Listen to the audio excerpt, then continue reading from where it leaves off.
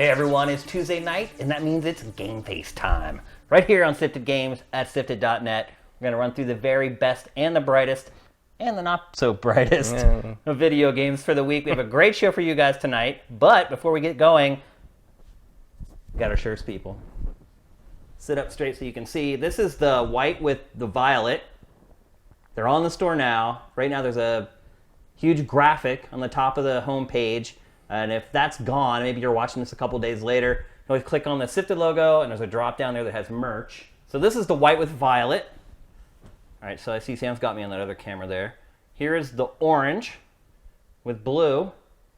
That's mine, but I'm not allowed to wear it yet. This is Matt's, but I'm not letting him put it on yet because I wanted to show it to you guys. I'll show you guys the back, too, because that's one thing you guys didn't really see. See where the Sifted logo is there, center of the back. And then I'll show you guys the light blue with the dark blue.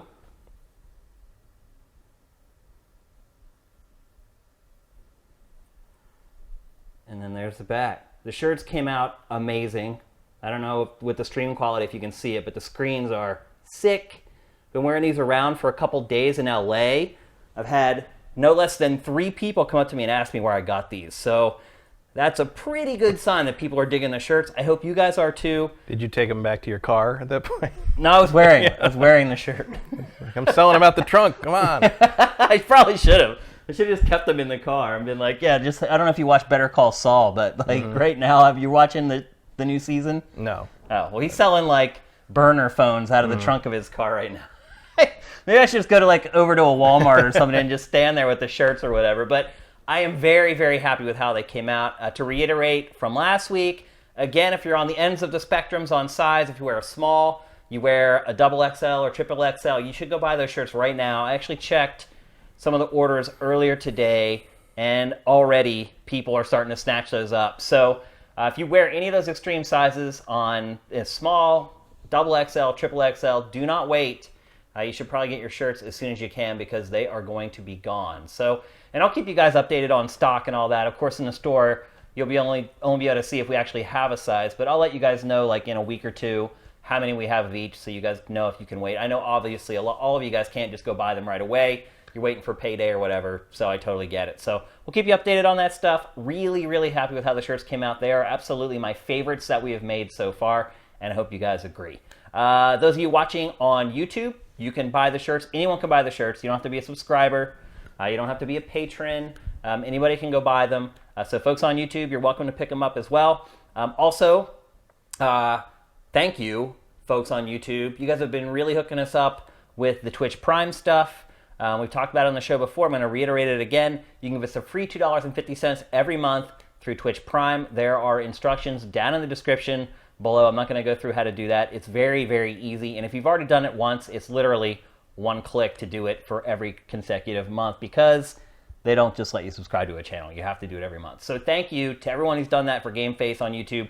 Thank you to everyone who's done that for Pactor Factor on YouTube. We really, really appreciate it. So with that, let's get on to the show. We got an action-packed show. We got tons of content to get through. So let's just start rocking right away. We're going to talk about what is undoubtedly the biggest story of the week and probably the biggest story of the summer in a lot of ways. And that is that... Well, it's fall now. Yeah, I guess it is. Yeah, 2 days ago was the first day of fall. Yeah. Telltale Games has gone under. It's gone. Well, they're shutting down. I don't know if they want... I mean, there's a lot of clarity left, I think, and I think the ensuing lawsuit will maybe give some clarity on that. But, yeah, so a couple quick updates. One, there's a private investor coming in. So maybe we should start at the beginning. Yeah. At the beginning, Telltale said that it was not going to be able to complete the last season of The Walking Dead. Yeah, they're going to finish converting Minecraft story mode to the Netflix show version. They're right. doing with the remaining 25 employees, and that was it. Yeah. And The Walking Dead episode 2 just came out. Yes, or like today. I think. Reviews when it came out yesterday for it. And they're saying, and so initially they said the season wasn't going to finish. Now, since then, a private investor has stepped up and has said that he's willing to come in and fund the rest of The Walking Dead. Which is good news for the people who weren't going to get refunds for their season pass. They weren't, yeah. I mean, that's the thing that happens when you file for bankruptcy is Have they done that? They have not yet. Yeah, but I was gonna say, that's coming, obviously. I mean, especially now that there's a class action suit against them by the employees who were fired with no severance and no severance, and no 60-day notice. Yeah, there's laws about that. It turns out. Yep. If you're going to have mass layoffs, you need to notify your employees at least 60 days in advance. And they got nothing. They got one day, not even a day. Like by the time they got back to their desks from the meeting where they were told their work Gmail accounts were already deactivated. Yep.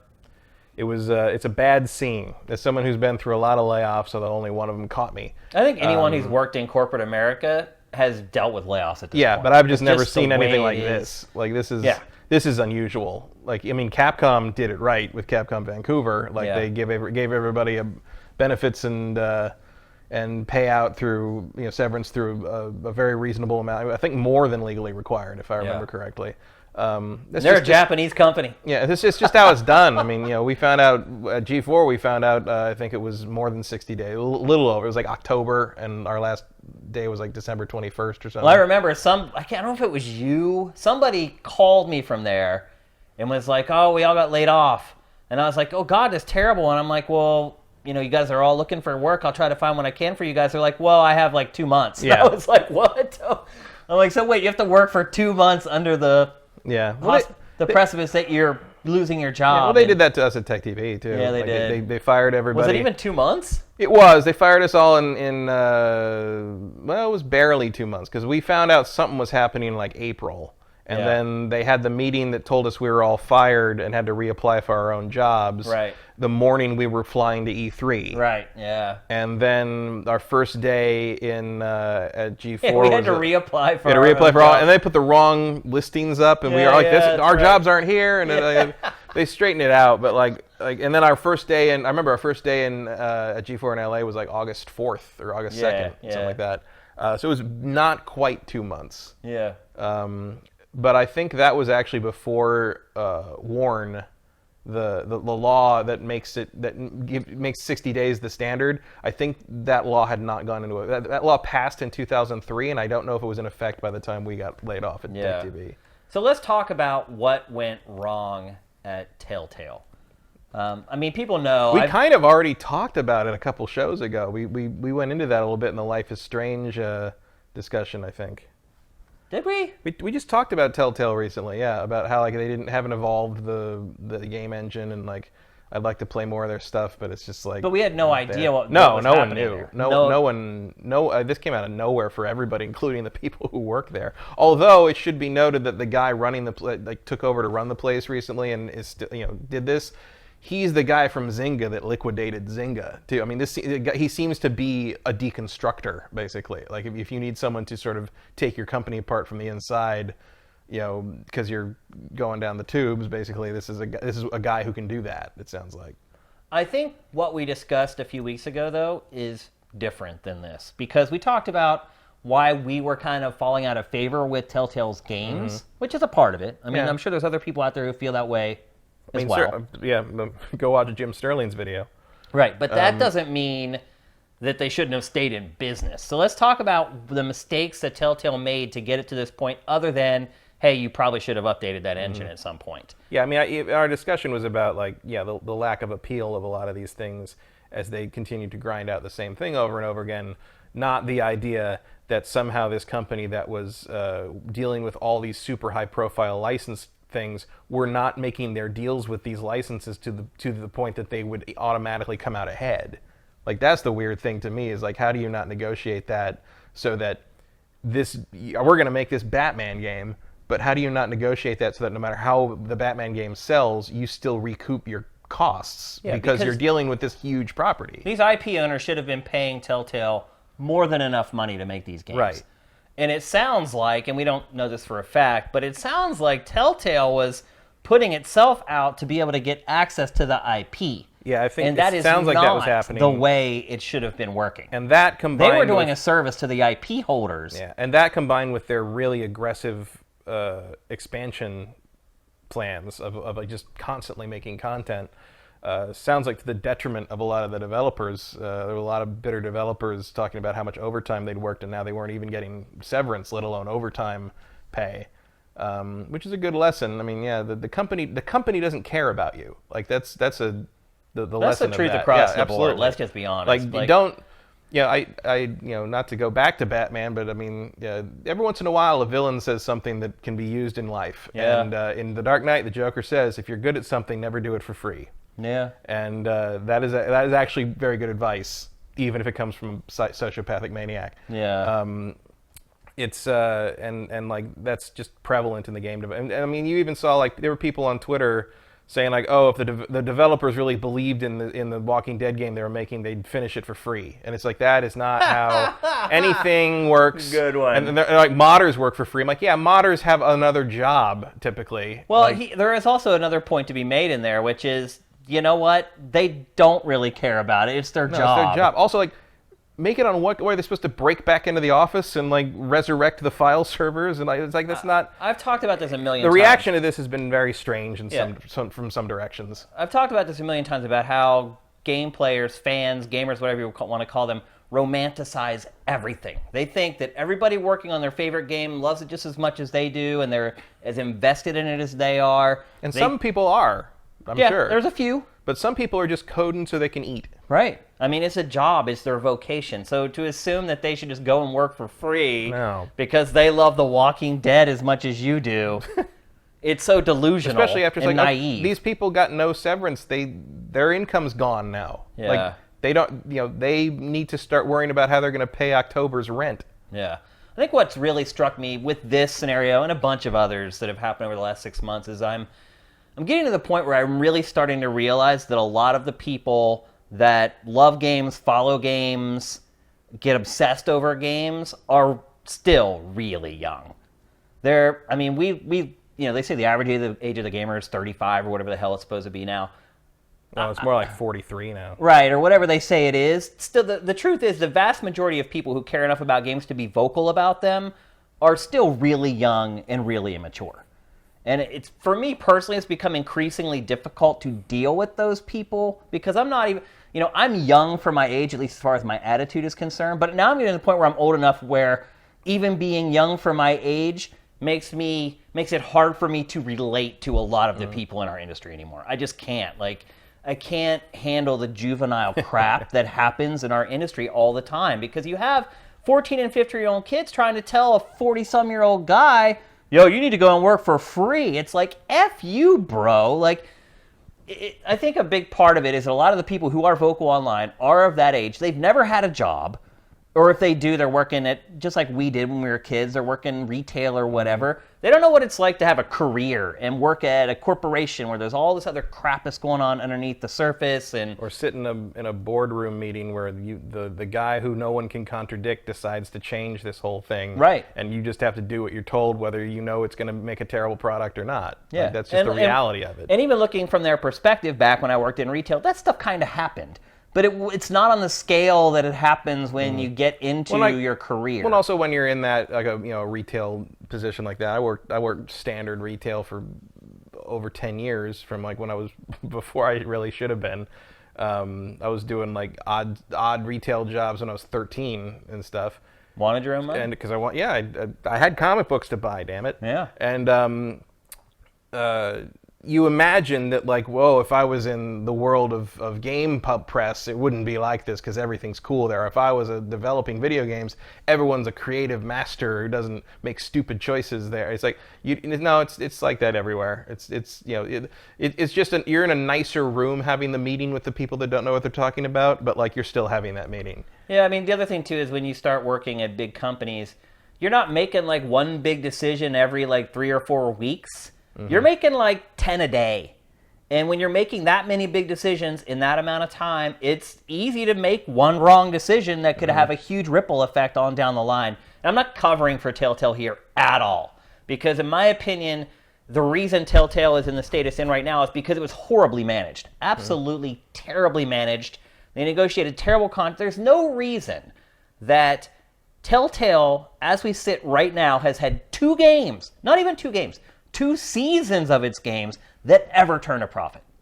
That is mind-boggling. Yeah, I don't think that's anything we would have ever assumed. If you think about the hype coming out of season 1 of The Walking Dead, when it won Game of the Year and all these accolades, to mismanage that to where it is now is, I don't know if I've ever seen it before.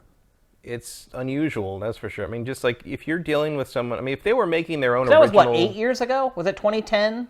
What, Walking Dead? Yeah. I think that was 2012. Was it 2012? I want to say, yeah. Maybe someone in the chat. I'm pretty sure that was the end of G4. Was Yeah. December. That could be.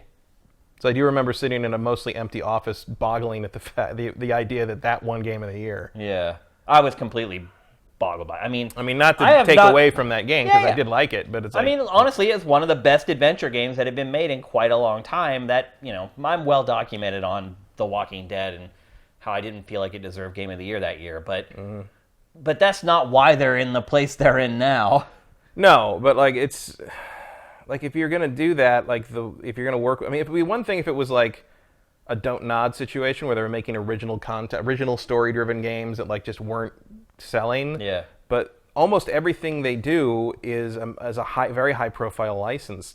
And it has a built-in audience. Yeah, built-in audience, and also it should be a built-in payment system. Like, if you're going like, that's the whole reason to do license stuff, is a guaranteed income. Not guaranteed income like, oh, we're going to make a ton of money, but guaranteed, like, risk-free development costs. Like, they're gonna cover your costs, right?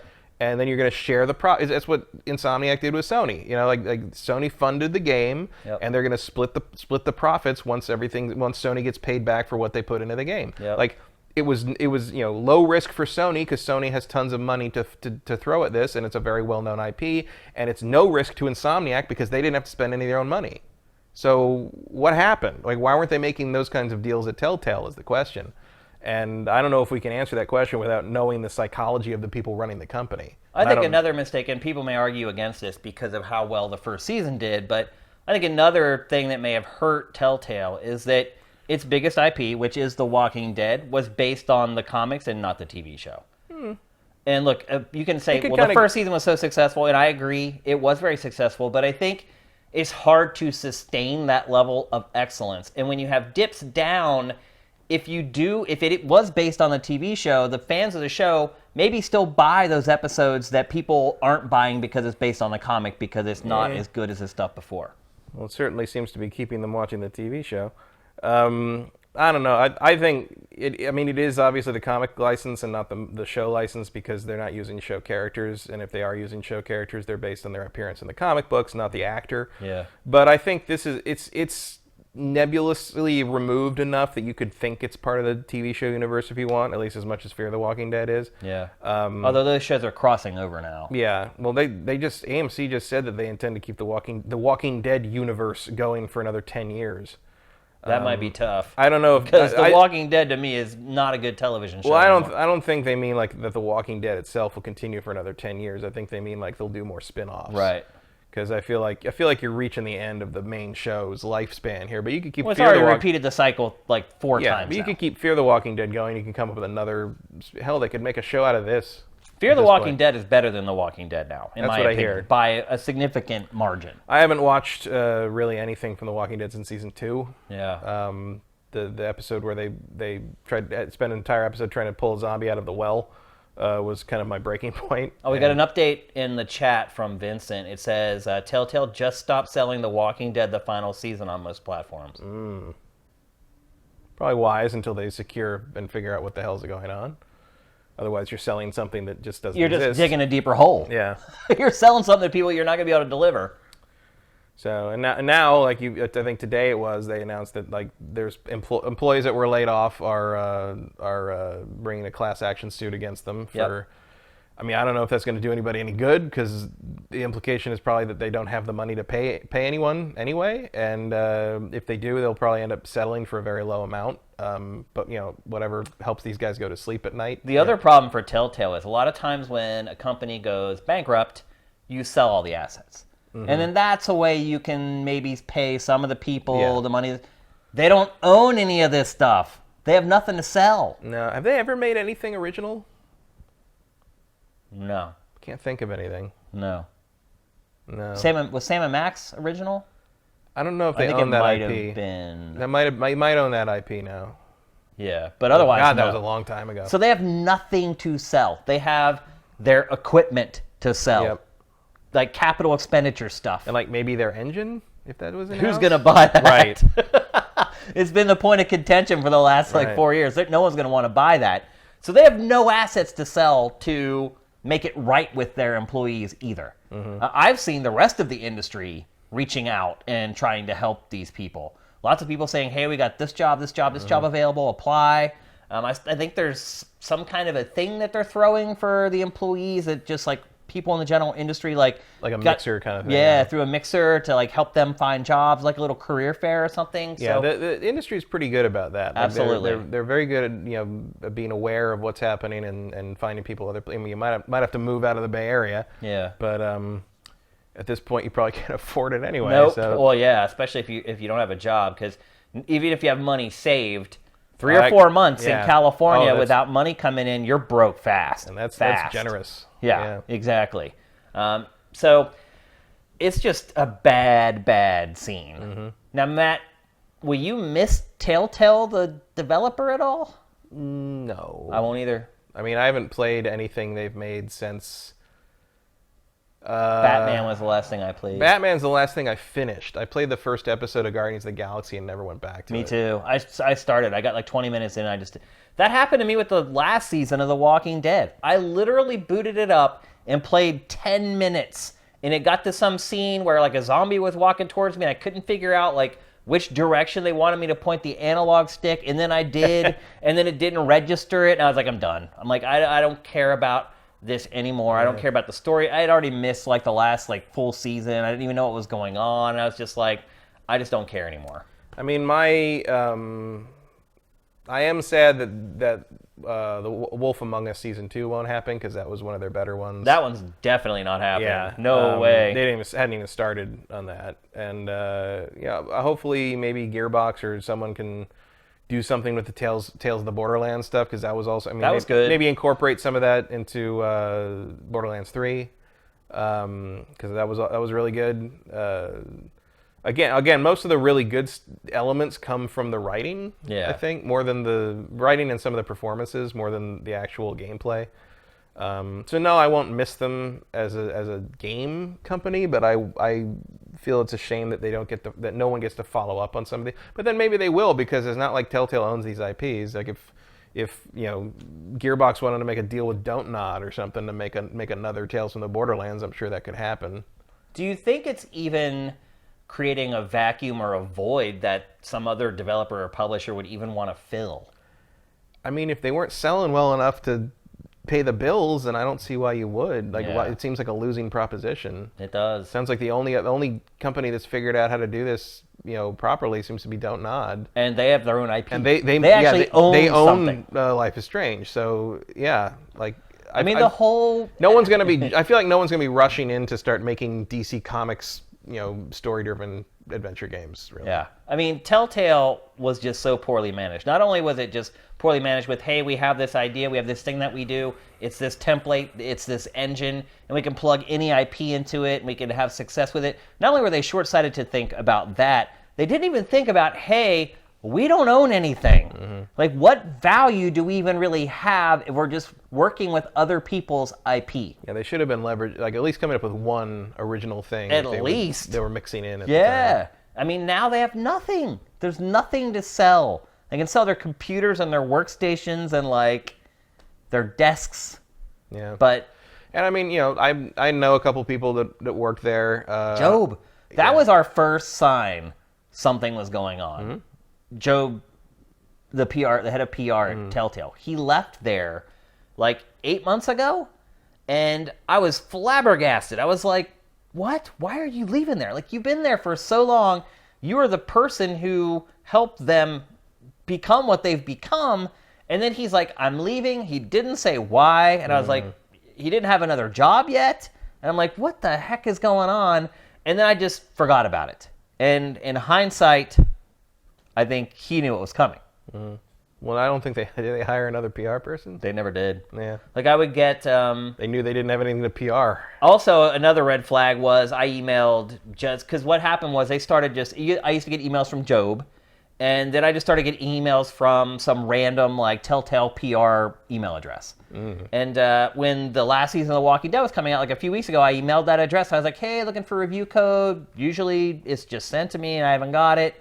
Never got a reply. And I was like, that's weird. I'm like, but Job's not there anymore. Maybe, I don't know. I didn't know what was going on. And as it turns out, there was a lot going on. So, look, we feel terrible for the people who work there. Yeah, well, I mean, I knew people that worked in development and writing, and I never heard a single positive story out of it. Basically, it was a real grind. Sweatshop. Yeah, like you were just working stuff constantly, and sometimes stuff would suddenly change on the whims of the co-founder guy, and you just have to redo everything. But they wouldn't rebuild the schedule to accommodate that. You just have to do it twice as fast all of a sudden, or work twice as many hours. Yeah. Which it sounds like what was happening. It sounds like a lot. What one group was saying, like, when the meeting was called, they just finished like working until 3 a.m. the night before to finish off something. And somebody couldn't have seen them working and came to them and be like, you know what, go home. Yeah. Somebody could have done that. At least that one little courtesy of like, just take tonight off. Yeah. Go get some dinner. I mean, even at hang out with your family. Even at the daily grind that was television when stuff like that happened, even when we weren't the ones getting fired, you'd have the managers come in and be like, just go to the bar. Yeah. Go. Go get drunk. Yeah. I'm going to tell you why you should go. Just go see your people. Yeah, exactly. Yeah. It doesn't appear like anything like that happened of the sort at Telltale. So just terrible management. I mean, I feel like we could have done a better job running that company. I hate to say it, but... Bold statement. We've been in this thing a long time, Matt. We have a pretty good idea of what works and what doesn't. Well, I would definitely have asked for more money from my licensors than it cost to make the thing I was making. Yeah, absolutely. That's just like business 101. Like, I just don't know what you're doing that you're spending that money. What's that the fast. end game there? I don't know. What's the win? How do you come out of that ever winning?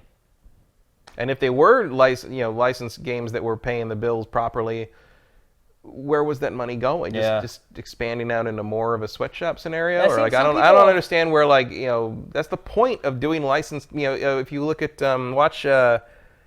watch Danny O'Dwyer's Rocket League documentary, and the head of Psyonix, is it Psyonix that made that? The head of Psyonix talks about how when they were making Rocket League, their baby, they were meanwhile doing contract work for other companies, and the whole point was it was paying the bill. That stuff where you do work for other people is how you pay the bills to make your own personal stuff. Yep. And now they don't have to worry about it because Rocket League's a giant success. But that's the model. That's the model. It's like the reason you make Batman or the reason you make Guardians of the Galaxy is because Marvel and DC have the money to pay you more than you need to make this game, and you can keep the lights on and make something that has enough appeal that might make you a little extra profit. In the meantime, you work on these other things that you maybe want to take a risk on, or you play it totally safe. Playing it totally safe and just making licensed stuff the whole time. That's a totally valid strategy. It's now it's a riskier one, as you see, because if shit hits the fan, you don't have anything to sell off. Also, provided you sign contracts that actually make some semblance of sense. And if it hits the point where these things just aren't selling, but it's like if Batman didn't sell, why did Warner Brothers decide to make a second season with them? Yeah. There's a lot because it was getting the good end of the deal. Yeah. That's exactly why. Yeah. Because it was like, no skin off our backs. We're making money off of this deal. You call us 3 times a month to ask us stuff about canon. Yeah. What are we really doing? And you wonder speculatively if there was a situation where it's were you taking lesser deals in the name of we want to work on Batman or we want to work on Minecraft. I mean, Minecraft worked out okay, it sounds like, because it was the first season. The first season of Minecraft, the first season of The Walking Dead were the 2 only profitable seasons they ever did. And there was some other deal they had coming up with it was some other game. It was another game. I don't think that ever. It was a contract that was going to be profitable, but it never came to light. It was another game. I can't remember. It's called Light a Day or something like that. It was it sounded like a horror game or something they were working on. I can't remember what it was called. I'm sure someone in the chat does. But that, of course, didn't matter because they never got around to doing that. What does this say for unionization of game developers? Does this make it a better idea? Well, no, because I think it's always been a good idea. But it's good. It's more evidence why it's a good idea, but like at the same time, it's like evidence why it doesn't work, because like you're always going to have people that are willing to work for free till 3 a.m. in the name of they'll just get someone else who'll do that. You know, Yeah. like it's. But if it's a union, they can't get someone else to do it. Right, but then you just have publishers making non-union stuff. Yeah. Because there's always going to be someone who's willing to throw their life away for the sake of working on this You're thing. right. The one thing I would say about a union, though, is if they were in a union, they would have got paid for their overtime this whole time. 7 days to die. That was the thing. That was it. They would have been getting paid for their overtime all this time, and they wouldn't be so far in the hole when the company folded. But, you know, and they probably would have had to have given them more notice for layoffs. And I mean, I guess when a company ends up filing for bankruptcy, probably a lot of those bets are off anyway. Yeah. It's like if you're filing for bankruptcy, you can't drain blood out of a Well, turnip. they haven't filed for it yet. Right. And like They're gonna, though. Theoretically, I mean, you had the guy, the founder of the company, the guy running the company was saying like, "Oh, it's not totally over yet." It's just like, no, you don't want to be tweeting that. Like that's a bad look for if you're about to have to file for, you can't file for bankruptcy while the guy running the company or whoever that was, it was a higher up guy, but he was basically, I can't remember his name, but he was basically saying like, "Oh, well in some form." It's like, no, not in some form. Like that's like tacitly admitting you have assets left to run the company. Like you can't. But do you're that. saying you can't pay anybody anything. Yeah, I can't pay anybody, but we're not dead we're not yet. done. It's like, that's not what that's not what that is. Yeah. So look, we feel terrible for the people at Telltale. It's awful. The hours that they work. That I mean, in all honesty, they're just never going to get paid for. Yeah.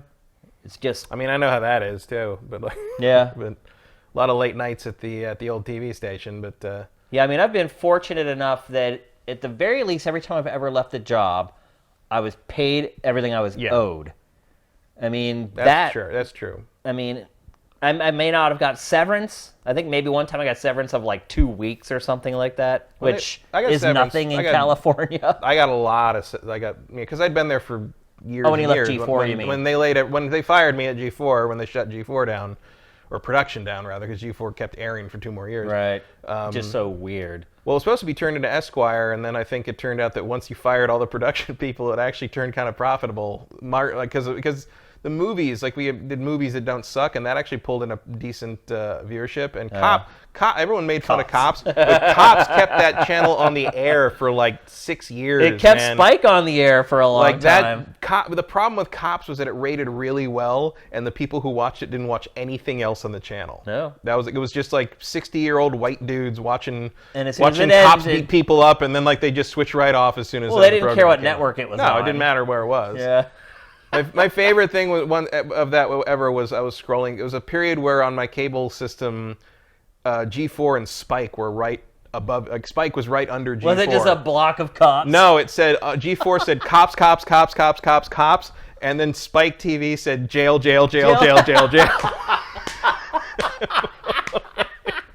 Yep, Spike would strip jail out. Bar Rescue, that's another one that Spike strips out all the time. I mean, Spike doesn't exist now, but yeah. And I remember when CSI we had for a long time, and those episodes did huge. When Netflix first went streaming, the first thing I ever binged was Deadliest Warrior. Yeah. Like the first 3 seasons. Oh, that was like Spike's hit. Like that was.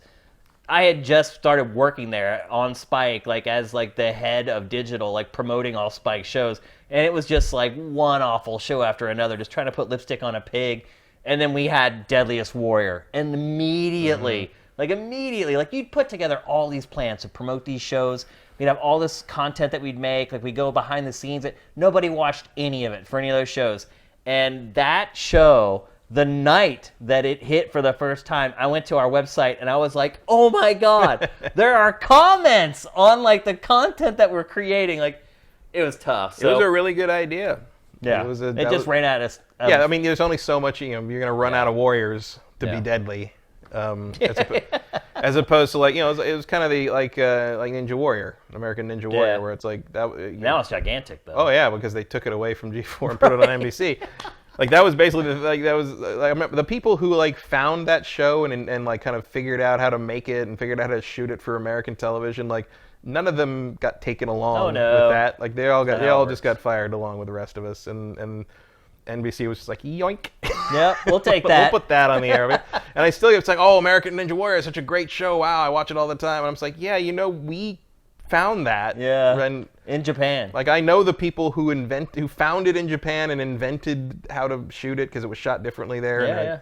And then they built it over here. Like, there's a bunch. I wasn't involved in Ninja Warrior at all. But like, there's a lot of people at G4 that put some blood, sweat, and tears into making that show what it was, and they never got anything. All they got out of it. was their $50,000 a year salary. Yeah, they got their salary and they got a nice, I don't know, little challenge coin for being there 10 years or something. Yep.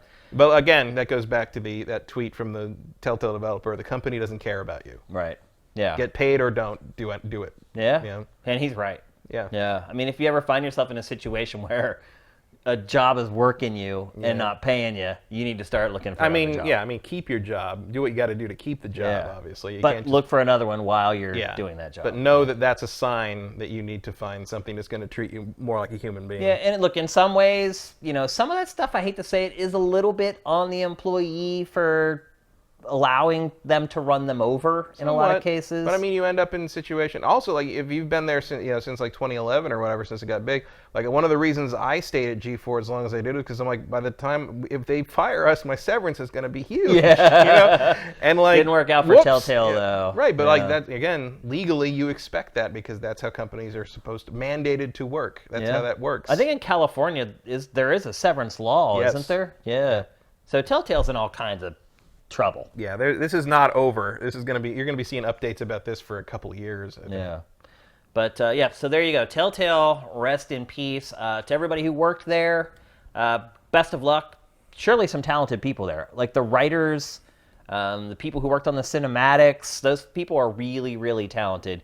And I have a feeling they're going to end up landing on their feet somewhere. So best of luck to you guys. And really sorry this happened. But it also sucks that like, I think most of them are probably gonna have to leave the north, San Rafael area, which is a beautiful area, really nice place to live. So and now they're gonna pay way more money to live somewhere. And it just it sucks because like I saw some Telltale stuff. I had some friends that went up to work there.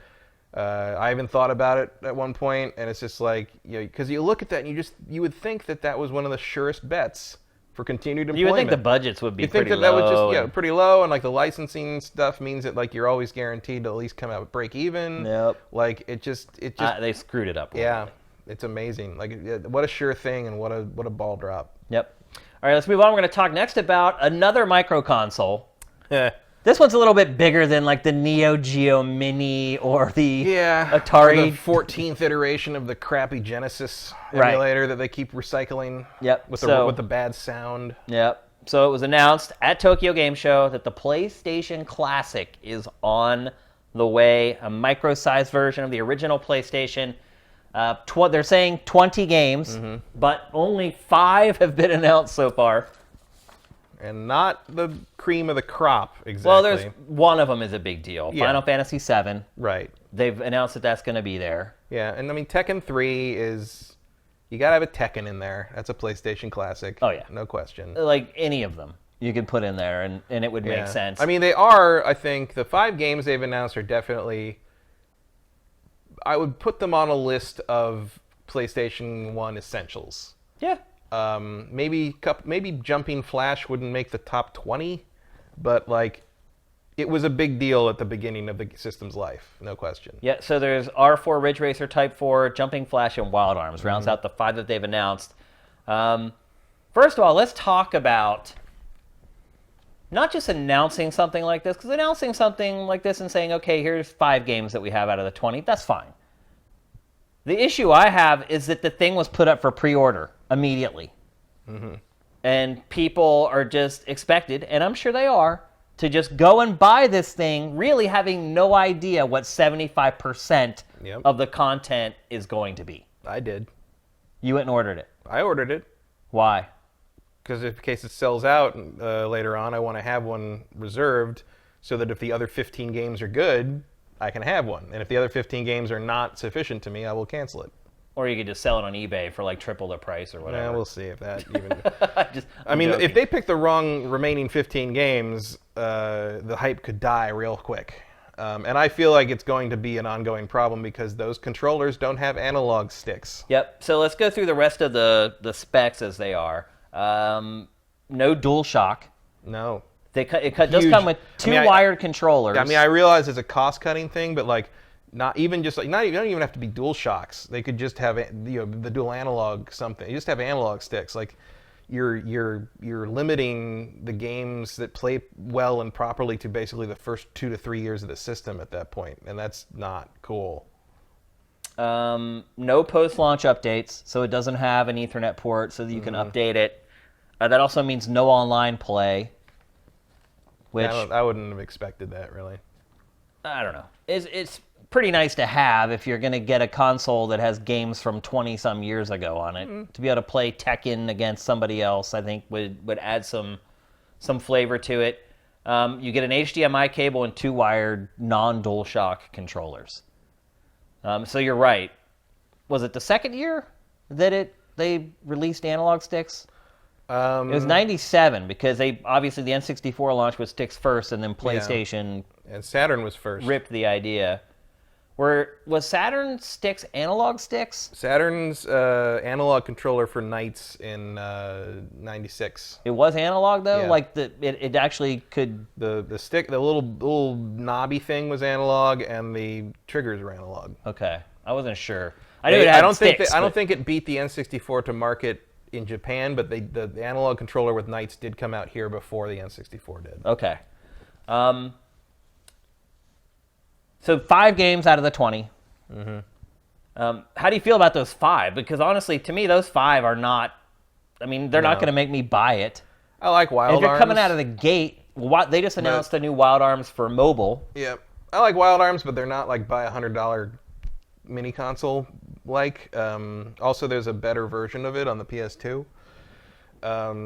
Also, I still own it and can play it on my PS3. Right. Like, there's a lot of caveats to this where like part of the appeal of the Super NES Classic to me was like, here's a way to play a bunch of these games on a modern TV, where like that's a hard thing to do with an actual Super Nintendo. Yeah. But it's pretty easy to play PS1 games on a modern TV if you have a PlayStation 3. And the game, so it's not as appealing in that regard. But I bought the PlayStation 1 in summer '97. My roommate had one for a long time when it first came out, so I didn't need one. And then after that, I got one in the summer of '97 in preparation for Final Fantasy VII. But I ended up playing Wipeout XL and Wild Arms most of the summer, and I ended up liking both of those a lot more than Final Fantasy VII. But so I didn't regret the purchase. But so I do have some nostalgia for Wild Arms for sure, but I don't know if I really need to play it again, frankly. We're going to get into our wish list here in a minute of games that we hope fill out the last 15. But one thing I would say is when I was kind of looking through and refreshing my memory on the library, one thing I've noticed about the PlayStation is that a lot of the games are either being remade or have already been remade. Yeah. So a lot of the biggest games are Crash Bandicoot and Spyro. All those games are getting redone already. Yep. What appeal would they have in their native form on this micro console? I don't know, purists. I mean, a lot of those games are hard to look at now too, and that's the reason why they're being remade. And again, would you want to play some of those with no analog stick? Yeah, I would not. I absolutely would not. Playing a 3D game with a D-pad is one of the most awkward things you could ever freaking do. So it's kind of gimped out of the gate because so many games are already getting remade. I mean, even Final Fantasy VII has been on every platform. Is coming to Switch now. It's like that doesn't really hold a lot of allure for a lot of people anymore because you can get that game on almost everything. Is there a mobile version of Final Fantasy VII yet? I believe so. Yeah. Is there? So every platform has Final Fantasy VII. Pretty much. That's not a selling point anymore for the PlayStation Classic. It's just not. I mean, it has to be on there if you're going to make this thing. Does it? Yeah, it's one of the defining games. I don't even like Final Fantasy VII, but I'm not going to say it shouldn't be on there. It's I'm not saying it shouldn't be there. I'm just saying I don't think it adds that much incentive for people to buy it. I don't think it does in either. 2018. But at least you don't need an analog stick. Yeah, that's a good point. And actually, a lot of the RPGs. I mean, look, there's tons of great RPGs on PlayStation 1. I mean, honestly, I think I'd probably be happier if they just put the 20 best JRPGs on it. Yeah, you could do that. There are enough that you could pretty much fill it out, I think, with just that genre. All right, let's start talking about games that we hope end up making up the final 15 that they haven't announced yet. I'll start, and I think we both are going to agree with this one, Metal Gear Solid. Oh, yeah. You said Final Fantasy VII. I think Metal Gear Solid is the one game that should be on there. It's never been remade. It's never really appeared on a ton of platforms. I think they're both. Well, it was remade, I guess. Twin Snakes for Twin GameCube. Snakes. They're the two defining games of the system. I haven't pulled out my copy of Metal Gear here, signed by Cam Clark, voice of Liquid Snake. So. Awesome. One of my favorite crazy over-the-top performances in gaming. Yeah. Still probably my favorite game in the series, even without the eyes. I mean, it's probably the best PlayStation 1 game. I would give that to Suikoden 2. Yeah, it's close. Which the Suikoden should be on that collection. But one thing I would say to argue for Metal Gear Solid is that Metal Gear Solid, in a lot of ways, kind of laid down the template of how all modern action games are going to be made for a long time. I mean, this was really the first AAA 3D action game. Yeah, I mean, because you weren't getting them from Nintendo. Production value-wise, you weren't even getting games like this from Nintendo. We learned pretty quick not to have a top-down perspective for a forward-facing stealth game. Yeah. But just the tone, the writing, sure. But if you're gonna say best game, that's Suikoden 2. Yeah. This is very good. Let's be honest, though. This game will sell more PlayStation classics than Suikoden 2. Oh, sure. But I wasn't talking about marketing potential. I'm talking about the best game on the system, and that's Suikoden 2. But the other problem there, and the other defining game I would say that belongs on that system would be Symphony of the Night. Just look at those textures. All 4 games we're talking about here are Konami. Yeah. And that presents a whole other list of issues. Which I think is going to be a problem. I mean, Symphony of the Night may not make it on there just because we've seen, like, I think the Korean Ratings Board rated a Castlevania Requiem collection it has Symphony of the Night and Dracula Rondo of Blood on it. And Symphony of the Night's already been on Xbox 360. Yeah, it's been on a couple of things, but I do think it's a landmark enough game for the PlayStation 1 that it should be on there. It depends. If you're curating this thing as like a celebration of the things that made the PlayStation, like Metal Gear needs to be on there, and Suikoden should be on there, and Symphony of the Night should be on there. But I think what may be complicating, and maybe why we only know 5 of the 15 games when it's coming out December 3rd, which seems crazy, maybe part of the problem is that a lot of these publishers either are starting to decide, hey, we're going to remake that.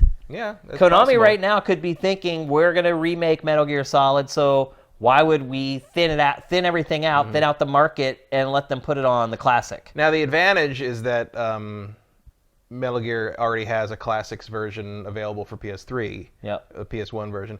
The limiting factor is that you can't play Metal Gear without an analog stick. Yeah. So it might just be disqualified by default. All because of something that probably cost them 80 cents per unit. I mean, that's really what it comes down to. Or less. Or they're going to put another one out. Right. PlayStation Analog Classic next year. That would be dirty, but I would not put it past Sony to do that. I hate to say it, but I would not put it past them.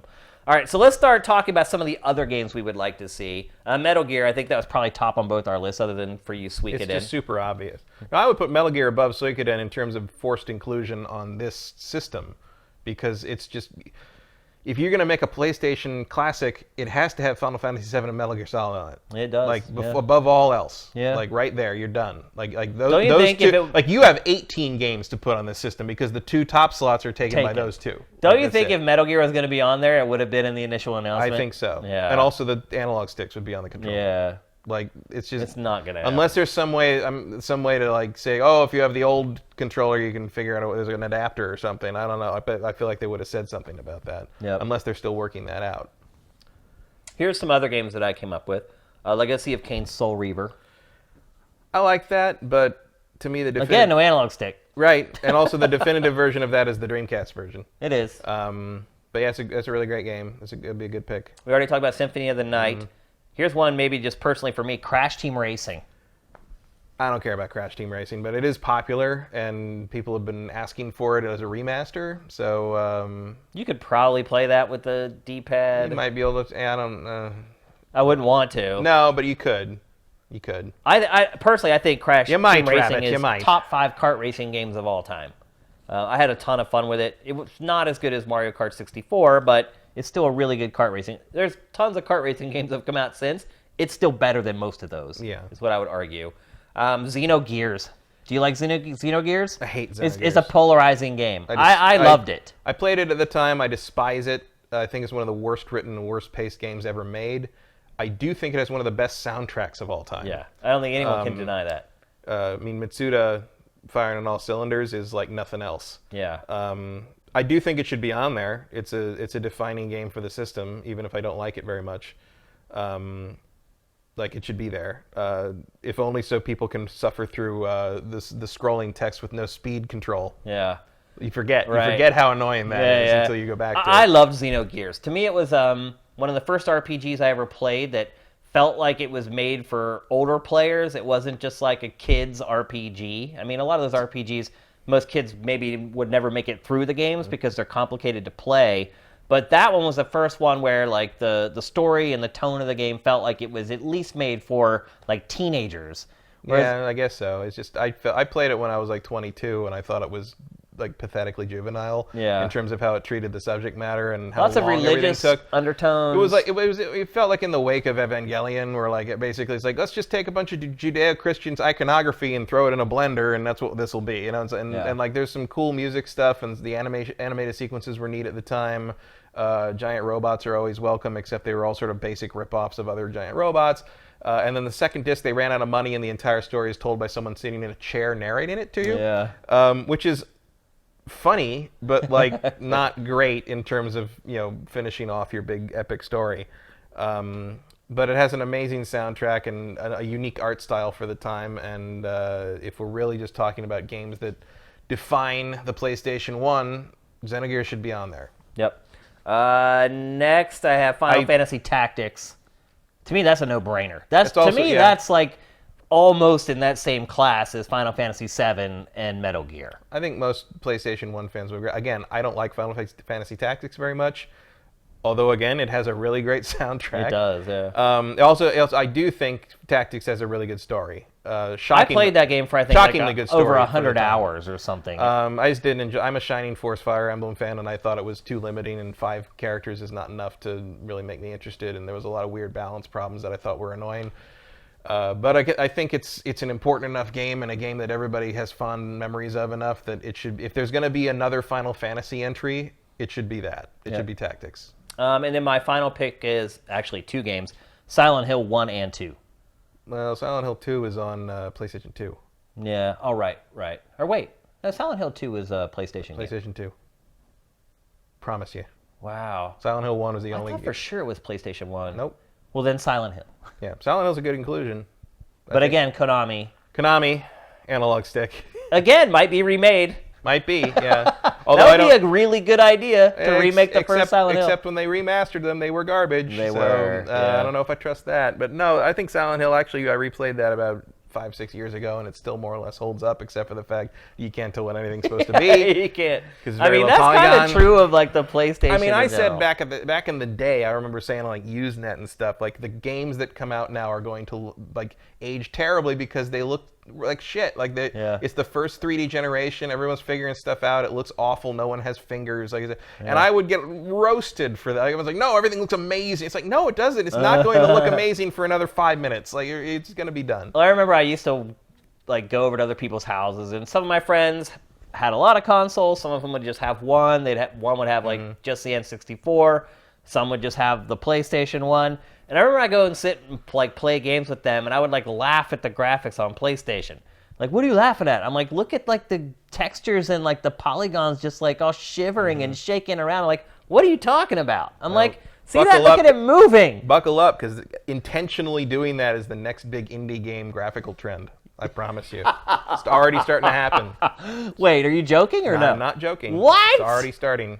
But wait and see. Next year you're going to start seeing PlayStation 1 style indie game graphics. We have that one YouTube channel called which I think is silly, because like Super Nintendo style, I get it, because that's a lot. It's an art style. It looks cool. You can do that. But like that's just a technological limitation. That's not. Yeah. It's like it wasn't an art style. It's It like the wasn't a pre-rendered. choice. It's like the pre-rendered backgrounds in the Resident Evil games. It's like, Yeah. no, that was a limitation. That was a workaround. They didn't it's not, do it's that not because they wanted it It's that not way. a cool thing. It always was. I never liked that. I thought that's why Silent Hill's so great.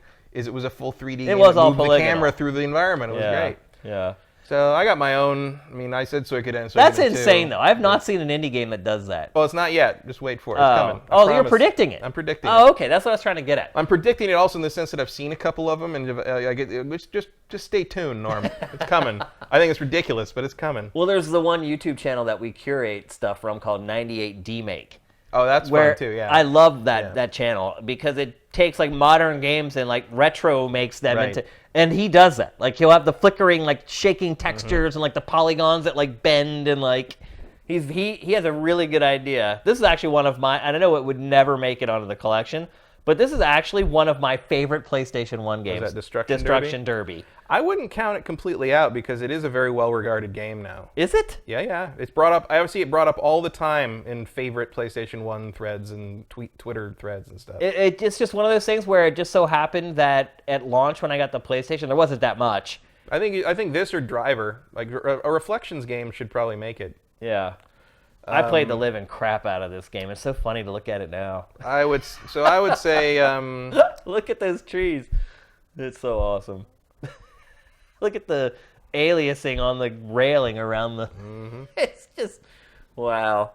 360. Yeah. I have a feeling a lot of people are going to buy this, and they're going to take it home and plug it in and be like, what? Yeah, heck is this? Why did I spend $100 on I mean, this? my picks would be like Wipeout XL or 2097 in Europe, but I don't think it'll make it because the music licensing is going to kill it. Yeah. There's a lot of music licensing issues on a lot of these games. That was a question impactor factor this week about like why do developers put licensed music in their games knowing that eventually they're going to expire and on down the road they're not going to be able to sell them. Well, in this case, because the soundtrack on Wipeout XL is one of the greatest soundtracks ever put on anything. Absolutely. And it's one of the reasons the game is awesome. Yeah. But you're not going to, like, Sony is clearly not going to go back and relicense the Prodigy and Chemical Brothers for this frickin' quick buck classics release. But the funny thing is they could and they should because they're going to make more than enough money off of this to afford those. And you know what? Like, Chemical Brothers probably would be like, whatever. Like, they don't care. They're not like money-grubbing like corporate types. They're just a bunch of ex-ravers who've made some great music. Like, I think they could work with Chemical Brothers. Maybe some of the other guys not so much, but... Like, look, if Firestarter isn't on here, I don't want to play it. Yeah. No, seriously. But, like, it's, all the games I would think of are either weird inclusions because I like them or, like, they're essential, like, historical marker, like, a Twisted Metal game should be on there. Yeah, it should. I don't like Twisted Metal, but Twisted Metal should be on there. Yeah, you're right. Colony Wars. I'll put Colony Wars on there just because I love Colony Wars. No one cares, but it should be on there. Gran Turismo should be on there. One of the Gran Turismos, but it's like, are they going to relicense, Garbage, my favorite game, for Gran Turismo 2? No. You know what really blows my mind about Wipeout right there was the Red Bull billboards. Yep. I didn't even know Red Bull had come to the U.S. at that point. It was unusual at the time. I remember because that. I remember when I started working at GameSpot in 2000, Red Bull had just become a thing. In fact, it was such a thing that I remember Ryan Davis, this is crazy, Ryan Davis ordered cases of Red Bull from like Taiwan or maybe Thailand. I can't remember where it started. Whatever country it started in, he ordered cases of Red Bull from there because it was such a big deal. And when they showed up, they weren't the westernized Red Bull with carbonated.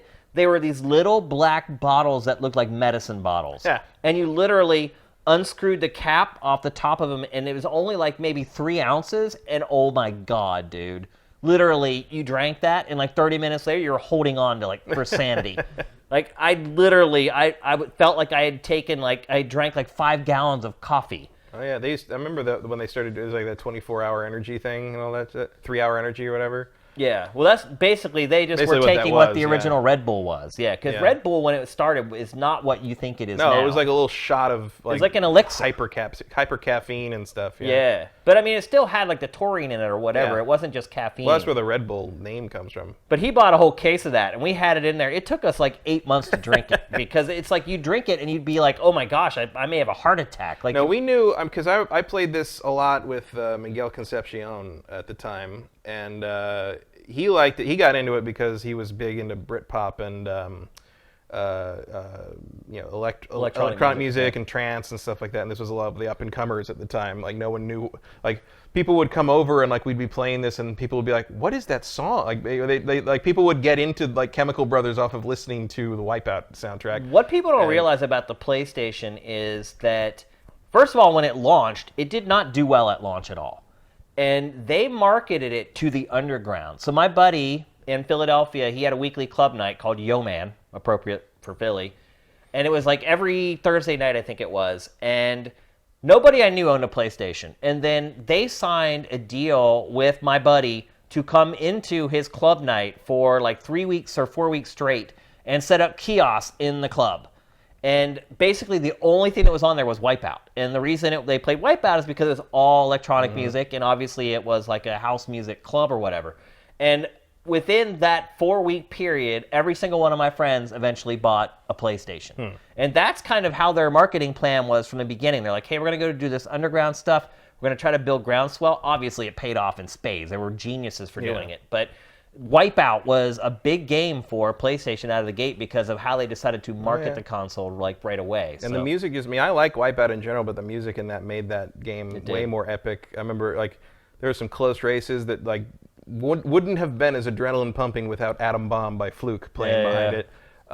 So yeah, that would be like if you're talking about like games that I think absolutely necessarily have to be on it, that would be like number 3 or 4 on my list, and it's never going to be. And it's a double strategy because it would play fine without the analog stick because it predated the analog stick.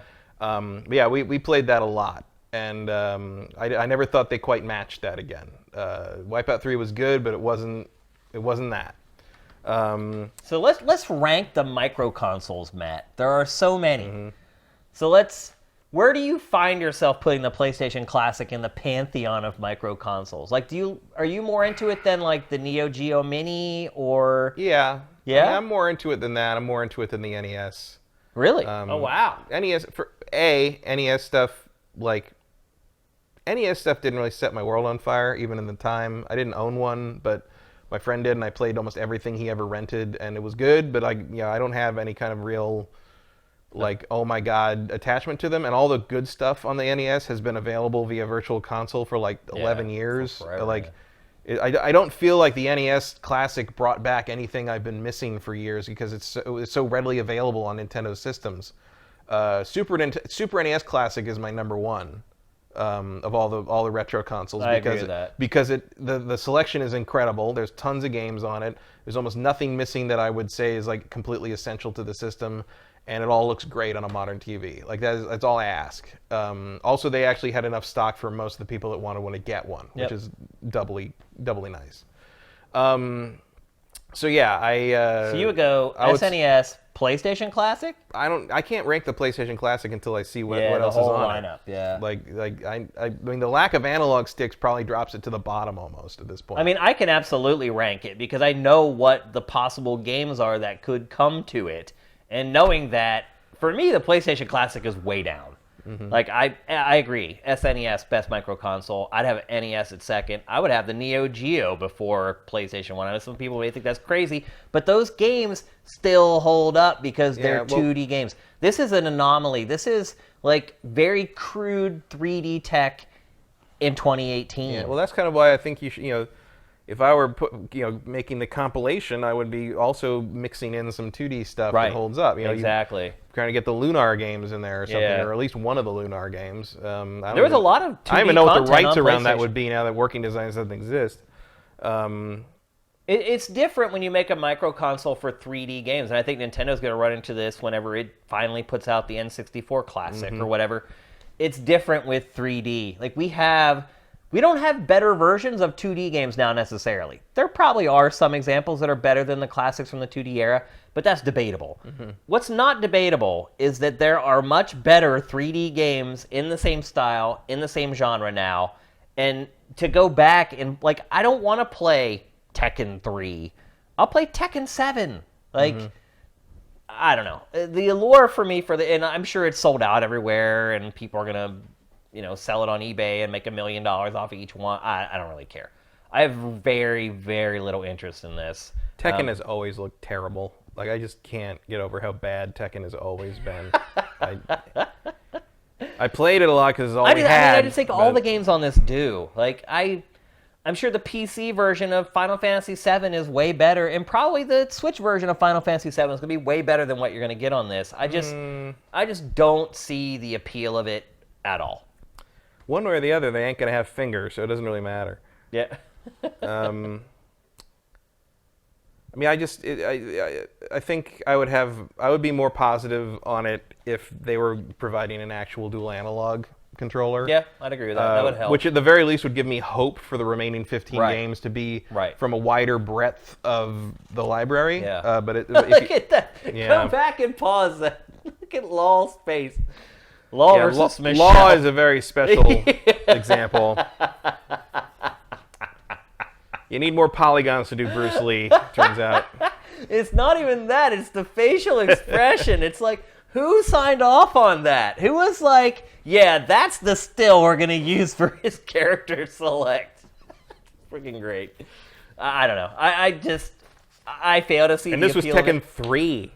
Like, they'd done 2 previously. 2 was probably the one I played the most, actually. I mean, I'm sure part of it is that I was already a semi-adult when the PlayStation came out. Yeah. If this was like the console that was available when I was like 7 or 8 years old, I would probably be way more nostalgic for it than I am now, but I don't know. Sure, but it's also like, stuff like this is why like even the bad games today look like miracles to me. Oh, yeah. Like, seriously.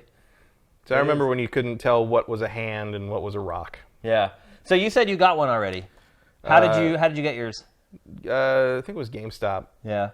Are all the pre-orders sold out now for people who may be interested in getting one? I don't know. I haven't been paying attention. They went up sporadically. I know Amazon's because it went up first on Amazon. No, it went up first on GameStop. On GameStop, yeah. And I thought maybe Amazon hadn't even put them up for sale yet the last time I Amazon looked. did, but they were gone instantly, and so now you can only get them from like you can do the like email me 2 days after you get them again, and it's too late already. I'm so sick of that crap. I'm so sick of not being able to buy something I want to buy. Yeah, well, you don't know. I don't even want to buy this. this. You want to buy this? Yeah, I don't. So we'll see. We'll see what the rest of the games are. If it's just like a cavalcade of like first-year PlayStation crap, I'll probably like cancel it or give it away or sell it or something. I don't know, but like. If you want it, I guess we'll say what we always say if people are trying to find something that's hard to get. Follow Wario64 on Twitter, and he will literally, the minute... I mean, the problem is everybody's figured that out now, because I did that to try to get the PS4 Pro, the big anniversary edition, the blue translucent one, and I was following him like the night it's supposed to go on, and I still couldn't get one. Like, it just was impossible. There weren't too many of those. Apparently, I don't know. Was it 50,000 or 500,000? Yeah, 50. And I just think that they're even following him. There's no guarantee you're going to get it. No, and well, you're going to be like me, who sits there on Twitter for like 4 hours, like waiting for each new retailer to pop up, and then the new one pops up, and by the time you go there, they're gone. Yeah, like, well, that's how I got mine. Or the website's crashed, or. That's how I got mine. There was no rush on it from. I heard about it. I'm like, oh, that's cool, and I saw that he had tweeted about, oh, it's up on GameStop, and then like. I mean, hours later when I got home, I'm like, oh, where's that tweet? You still got it? And I still got it. Yeah, Wow. It was not some. I mean, part of that might just be because people don't like buying from GameStop. That could be. But because the shipping's not free. Yeah. But I decided just to get it, so I had it, and if I can replace it with an Amazon order, I'll cancel it and switch to the Amazon order. And if the full lineup comes out and I decide I don't like what I see, I can always just cancel. Or I'm sure there's people who'd be more than willing to buy it from you. Yeah, but it's easier to just cancel it. Nope. That way you don't want to deal with all that crap. No.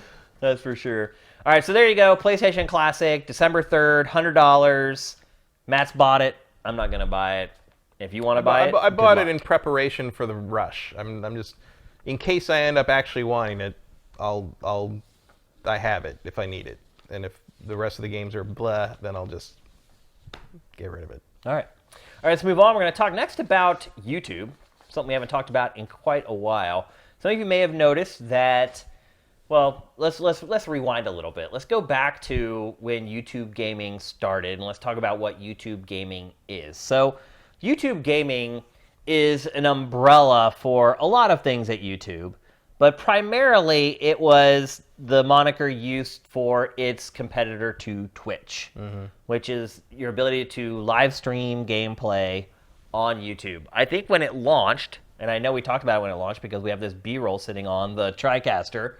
I think when it launched, I think we were optimistic that it might be able to make a dent in Twitch. I wasn't. You weren't? No. Twitch has too much critical mass. It was not a. I mean, you could. I didn't doubt that maybe you could run a parallel thing, but like the idea of like catching them or making any kind of like headway against them is silly. Like they're too big now. Are they too big then? But I think YouTube is and was back then bigger.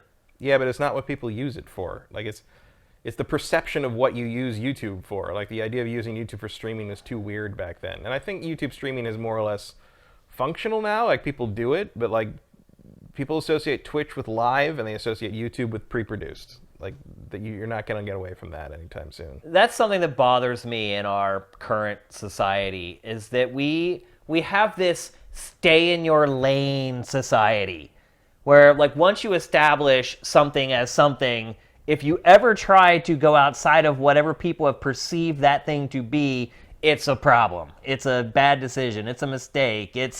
And people will actively rebel against it.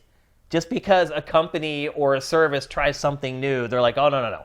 I get that over here, and that's where I'm going to keep it. I think we've run into that a little bit with Sifted, in all honesty. I think a lot of people are just kind of settled in their ways of gathering gaming news. I've seen it a lot when people talk about Sifted, like, just use an RSS. It's like, really? You're going to use a freaking RSS feed? Like, obviously I go on all the websites every day. I think Sifted is the best way to get gaming news. But a lot of people just have their habits. They go to a message board, or they use an RSS reader, or some RSS feed that they've set up themselves. It's very hard to get people to break out of their routines. That's just the way it is. Some people just use YouTube for gaming news.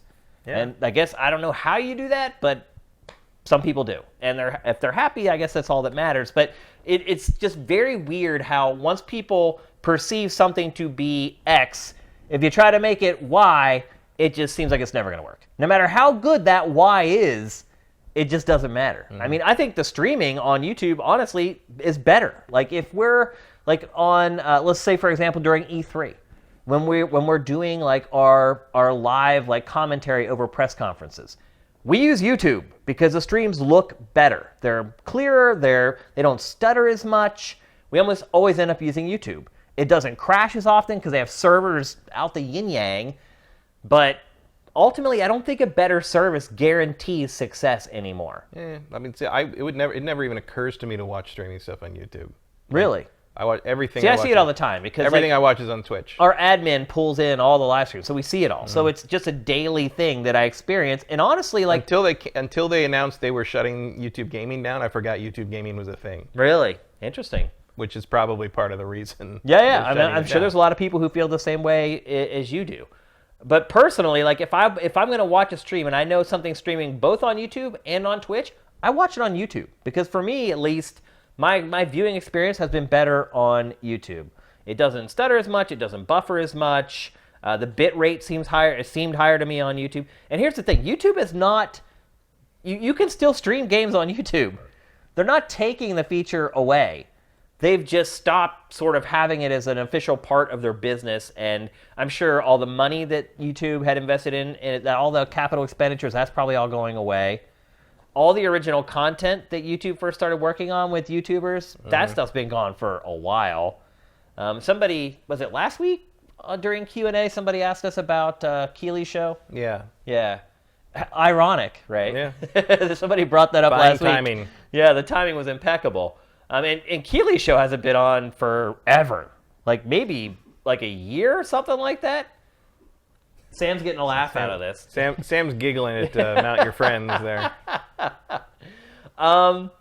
So what do you think happened, Matt? You think that's what it was? It's just like people don't expect to watch live gaming on YouTube and therefore just never gave it a chance? I think it's part of it, and part of it was just like lack of messaging, that it was a thing, and that it was any kind of unified movement there. I think you ran into the same problem with Facebook Watch, if you even knew that was a thing, which is, that's Facebook Watch was like produced content of just about every subject matter you can imagine, but it's like, like YouTube for Facebook. And it kind of came out, and no one noticed, and that was that. I think part of the problem is that they did not do enough shoulder marketing. So let's say you're watching Keeley Show. What was it called? Like live on YouTube or something like that? I can't remember what it was. Yeah, games live on YouTube. So something like it that. was not an eye catcher. Yeah, really. But when you watch that, they never talked about streaming games on YouTube. Right. I mean, and that's really what the crux of the whole thing was. They really made those shows to just kind of get people into the environment because the show was streamed live. And they never used that to leverage people into their live streaming. Like before we came to do the show today, I just popped over to YouTube Gaming because it's still there. And they have like the top 10 most popular streams right now. No, by the time you got to number 7, there were 500 people watching the stream. It was called Live with YouTube Gaming? Yeah, that's what it was, yeah. Okay. Right. But they never talked about, like, hey, this is a streaming service. Right. They never showed off the features of stuff that they could do only on YouTube's live streaming platform that you couldn't do on Twitch. They never did what they were supposed to do, which is promote the service while they created content. Mm-hmm. And I don't think that would have made the show any better to watch, but it would make, at least people would have been aware that it existed. Yeah, it was an awareness issue. Absolutely. And it's also like, it's the same problem with like Facebook Watch and is like, why don't I use Facebook for that? It's like Periscope. It's a stay in your lane thing, I suppose, but it's also like people use different things for different purposes, and they don't always want to use them for that other, Convergence was not the magic bullet everybody thought it was. It's like, all we need to do is make our platform do everything. Well, it turns out people don't really want a platform that does everything. They want a platform that does one thing well.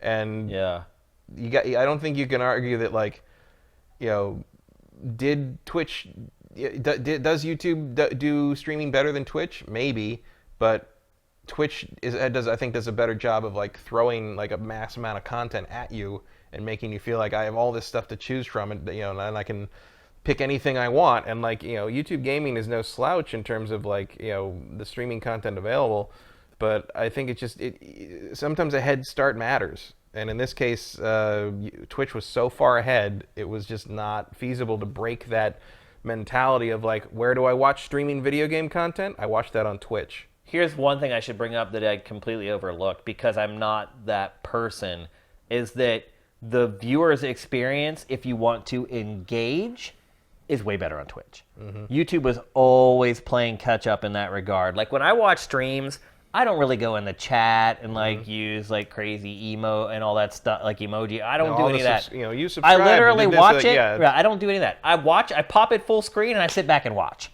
But a lot of people who use Twitch, that's not how they use it. They use it, they have bits, and they're ready to award bits to the streamers and blah, blah, blah.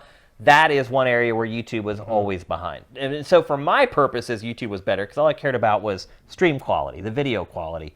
But if you want to engage with the streamer, Twitch is way better for that. Yeah, the social experience of Twitch, like YouTube was never able to match that. Absolutely. And that probably is what really killed I think that's where YouTube. you lose the interest of the core audience, even if they have heard of you. You're also losing the revenue because people are paying for the bits to reward the streamers, and we get bits sometimes during GameFace, which is freaking awesome. And I think YouTube had just like implemented that like a month or two ago, something like that, and now I don't even know why. Like it's like too late. You should have known 2 months ago that everything was not going to work out or whatever. So.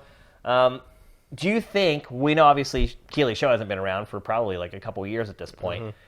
Do you think that they'll still do E3 coverage the way that they've done for the last several years? I don't know. That's a lot of money for not a lot of return. It is a lot of money. I mean, that's the other thing too. Like if you go to E3 and you're on the show floor, you can walk around, you can see all the stages. You can see IGN stage, you can see GameSpot stage, you can see Twitch, and then you come to YouTube Gaming stage. And holy moly, like it is 3 times the size of any other. It's the G4 live show of, It is. of the modern It's the new E3. the new version of it. Absolutely.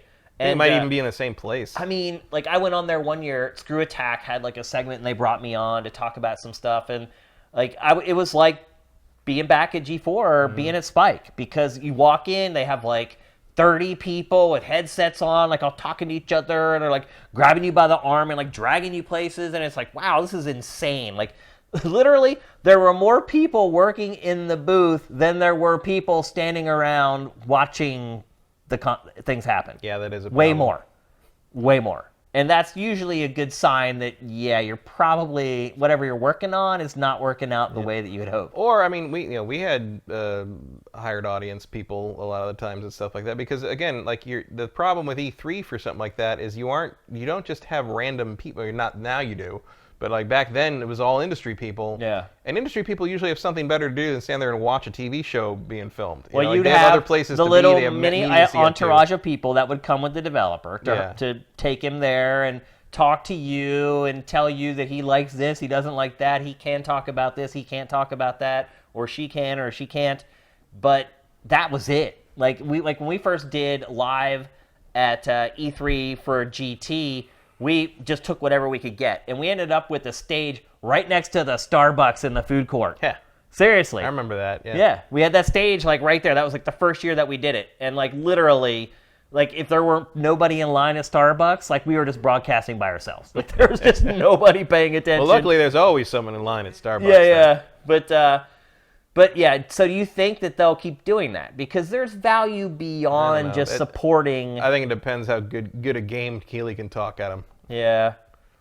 Keighley can convince him to keep doing it, sure, but like I don't know if that's. And at this point, he has like the E3 Coliseum stuff he's doing. Yeah, like, I don't know. He may not even care that much. I don't know if anymore. he cares. I don't know if I certainly don't think YouTube cares that much. Yeah. So. I mean, what I was getting at is their production was expensive. Yeah. Like they had a jib, and like I mean, getting a jib in there, that's a big freaking deal. But that's how big their stage was, that they needed a jib to do like sweeping shots and things like that. So they were spending a ton of money. Sponsorship-wise, like I don't remember seeing a lot of sponsors, like signage and stuff there. I just remember the YouTube Red everywhere. Yeah, just promoting like their pay service or whatever. Mm-hmm. So do you think anyone's going to miss YouTube gaming? I wouldn't have if he hadn't said anything. So yeah. No, I mean, I know I'm not the target audience. I'm too old, but like it's not a thing I used. It's not a thing I thought about. It's not a thing I really remembered was a thing. And after seeing this, what about services like Mixer and things like that? I mean, are they just all doomed to fail?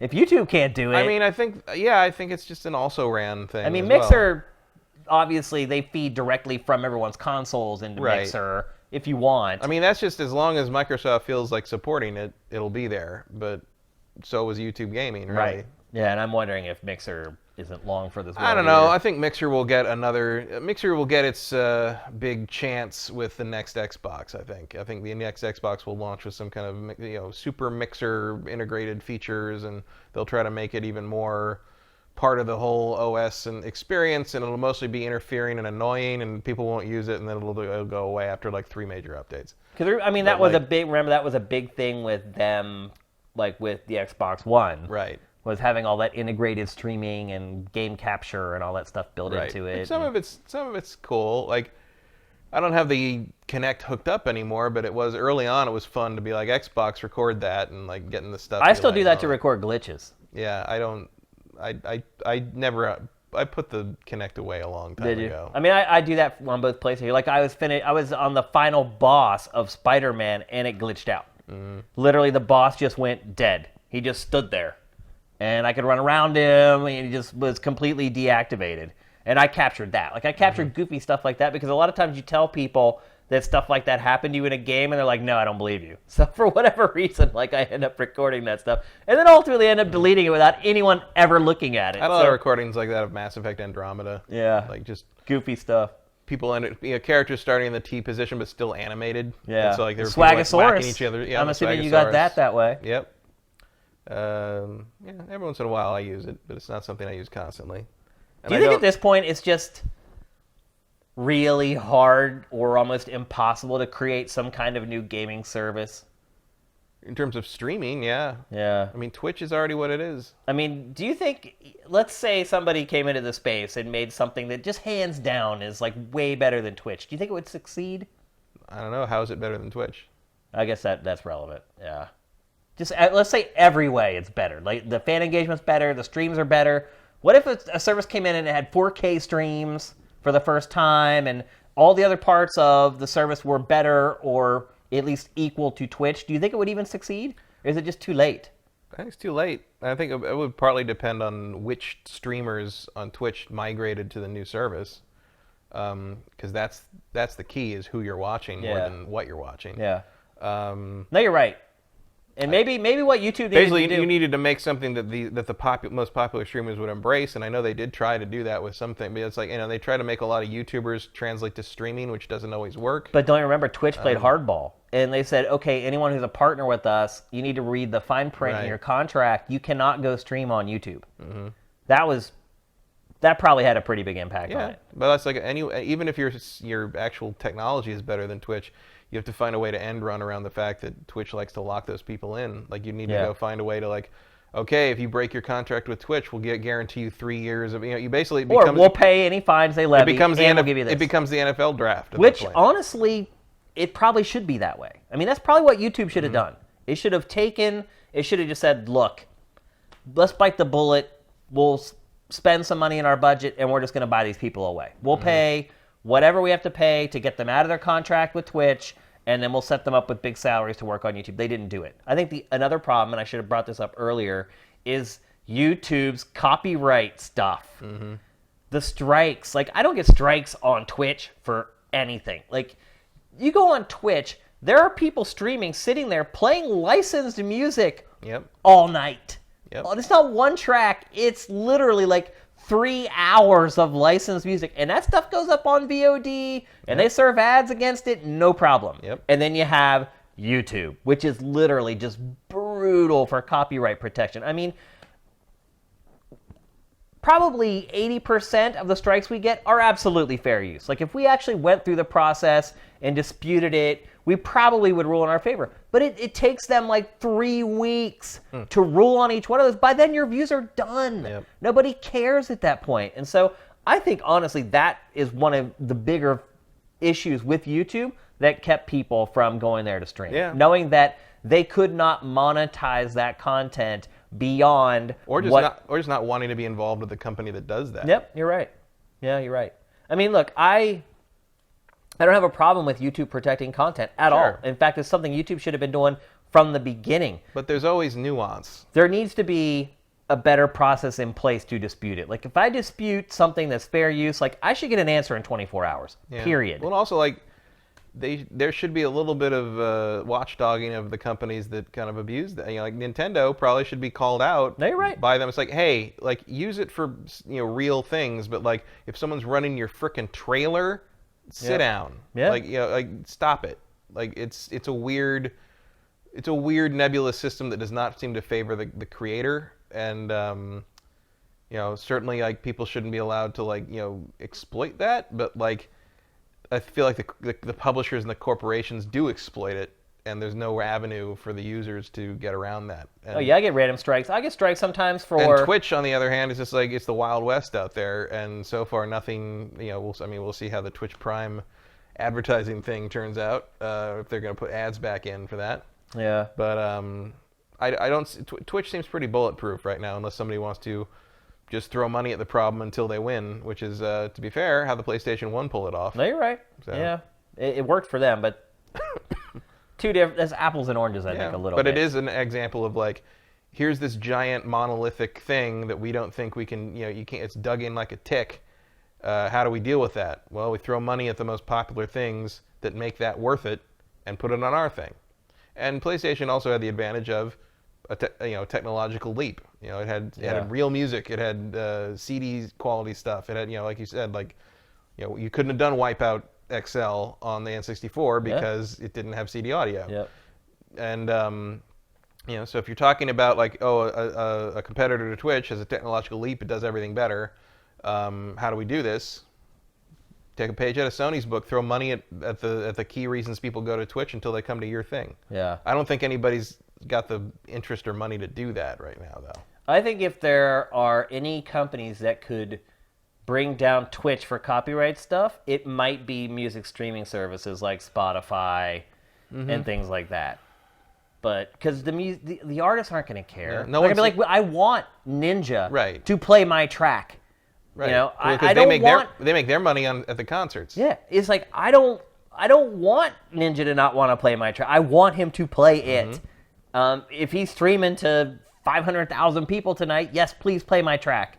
It's the industries that are incentivized to protect music that could potentially come in and raise a stink, but the artists aren't going to protect the way they've always made money from music. Right. Like that's who's hanging on to that. Is like it's not the people that make the music; it's the people that profit from the people who make the music. No, you're right. So it just seems like that's a legal battle that nobody wants to have yet. Yeah. It'll happen someday. It'll happen. Like the dam will break at some point, but I don't know what that'll be. Like something I don't know what would have to happen for that. You know, and little things pop up and then get like Turntable FM and stuff. Like that was a pretty cool idea, but that got squashed real fast.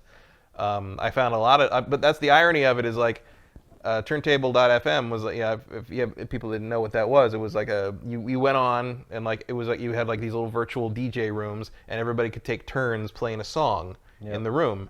And I found so much new music in there that I would then go like buy from iTunes or Amoeba Music. Yeah. Like I went and actually bought the music. It's not like I went and like Napstered it or something. Yeah. Like this. Well, there is no Napster anymore. No, there was no Napster at that point. But like it was like it wasn't like a thing where like you suddenly just stole the music. It was like no, I went and bought that because like I really like that song. I found a new artist. I mean, like, I spent a lot of money and people made a lot of money off me from finding them on that turntable service. Funny how that works. Now it's gone. Yeah.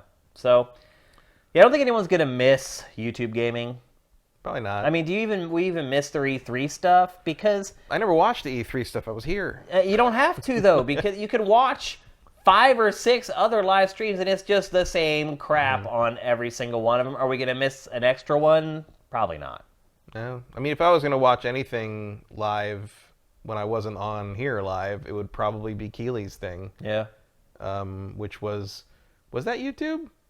Probably. It was like I don't even know I don't think they even broadcasted, to be honest. That was like I feel like that was later or earlier. It was only like the press conference days. Yeah. That's what he did with YouTube. But and then he started doing the Coliseum stuff. Yeah, then the Coliseum stuff went for the rest of the week. Like that's what I would watch. I don't think they even stream that. No. I think they leave it as an incentive for people to go to the show. I wouldn't I mean, I don't think I could have watched it because I was doing other things. Yeah. But like it wouldn't probably be my choice for that. It wouldn't even occur to me. Well, I wouldn't think of it. I'd go watch, I don't know, I'd go watch Keely or Easy Allies or something. There's a lot of people that would, though, because it love Rooster Teeth and all those YouTubers. Like, they do get those people on there, and they probably don't go to, like, Twitch's stream or GameSpot stream or IGN stream. Honestly, I mostly stick to the official stuff. Like, I'll watch the stream of whoever's press conference is coming up, and I'll watch either Nintendo or Sony streams during the show because like that's where you see the stuff that wasn't in the press conference. Yep, they have the access. Just about every third-party game worth anything is going to parade past the Sony live stream. Absolutely. So. Yep. All right, we'll put a bow on that. We're going to move on and talk about. What does back on the porch mean, by the way? Oh, if you can't run with the big dogs, get back on the porch. Okay. And that's what YouTube tried to do. It tried to run with the big dogs. I was trying to figure out if like the porch was a pun on something related to YouTube or something. I'm like, I couldn't put it together. It shocks me that more people do not ask me what the lower thirds are. Because sometimes, I intentionally create them so people are like, what the what? And people are just like, whatever. They just completely ignore them. So, yeah. So that's what that one meant. Feel free to ask away if you ever get confused by any of the lower thirds in GameFace, and I will thoroughly explain why I made them the way I did. So, all right, let's move on. We're going to talk next about Red Dead Redemption 2, a game that still most people have never seen being played. Think about this. We've seen an hour of Cyberpunk 2077, and we have yet to see a chunk of Red Dead Redemption 2 being played live. Yeah. Not any of it, but... It's Rockstar. They don't need to do shit. Yep, but the press... a week ago, got to go see the game and got to play the first 2 hours of the game. We're not allowed to capture any footage from the game again. Does that make you nervous? No, it's just Rockstar. I mean, it's Rockstar trying to exert its control. Doesn't make you nervous at all? No. It's just Rockstar being Rockstar. Yeah, I mean, if I think back, even with GTA 5, when I checked that out, couldn't capture footage. Mm-hmm. And they'll be like, yeah, we're going to put out 20 new screenshots. Rockstar keeps very tight control of any footage that goes out. Always does. Always has. Yeah. We did get this trailer, though. So this trailer is 6 minutes of gameplay footage cut together. And they put this out on the day the embargo broke and people were allowed to put their previews up. But let me tell you, these people only played 2 hours, but the amount of information that was gleaned from that 2 hours of gameplay is staggering. So I read a bunch of stuff, I watched a bunch of stuff, and then after I did that, I just jotted down the stuff that really stood out to me, and we're going to talk about it. So probably the biggest thing that was announced, and this made headlines all over the place, is the whole game is playable in first-person mode. Mm-hmm.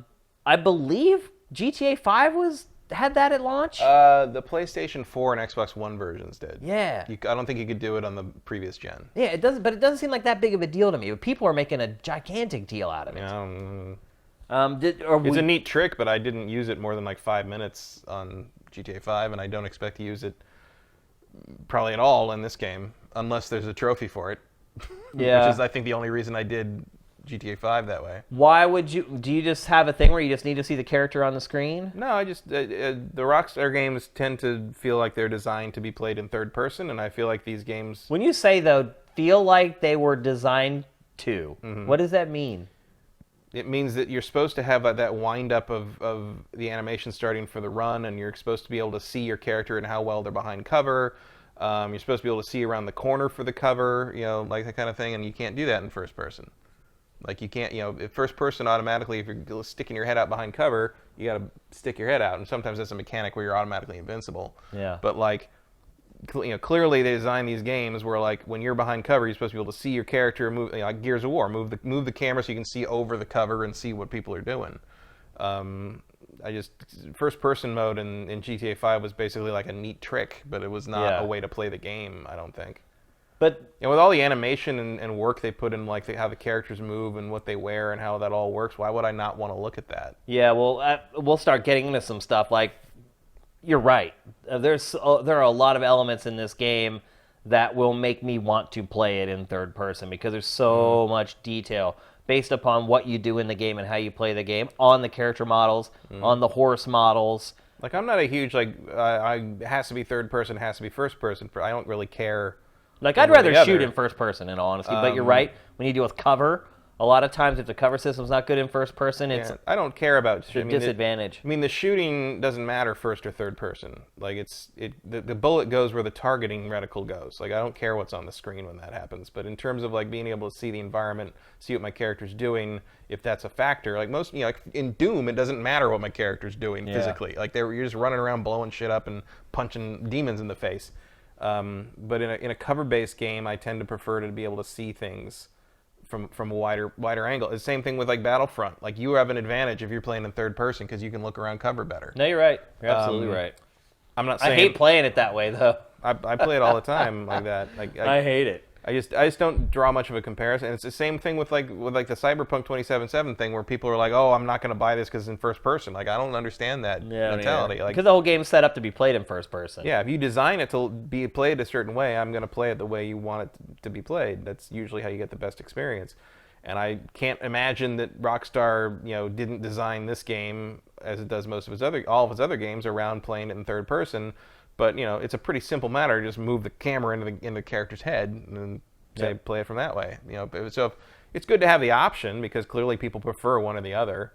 But I'm almost certainly going to stick to third person unless there's some kind of like achievement where you're supposed to play for 5 minutes in first person or something like that. Or if there's some particular gameplay mechanic that I feel works better in first person, but I don't really encounter that very often. This game is so gorgeous, by the way. Yeah, it looks just great. Watching this footage, it's just wow. It is just stunning. Let's start going through some of this stuff, though. Can't wait for the PC version they won't admit exists. Yeah, but it's coming. Ray tracing. Let's see. Some of the notes that people mentioned a lot was how funny the game is. Mm-hmm. The writing is very comedic. The jokes are good, legitimately funny. Does that fall in line with the way the first Red Dead was? There wasn't a whole lot of comic relief in that. No, Red Dead was pretty funny. I mean, or trying to be funny. I don't know if it pulled it off all the time. But there, There were moments of levity. I mean, Marston was, had a little bit of a Geralt element to him, where he was just sort of bemused by everything. All the strangers and freaks stuff were like pretty much comedic relief. Crazy people running around in the desert and all that stuff. Like the main storyline. I felt like a lot of the humor I got out of that game was unintentional. No, I think either from a bug or just the way the cougars attacked and like the sound that they made. I mean that's part of it, but I wouldn't say that. They keep it pretty light through the side quest stuff.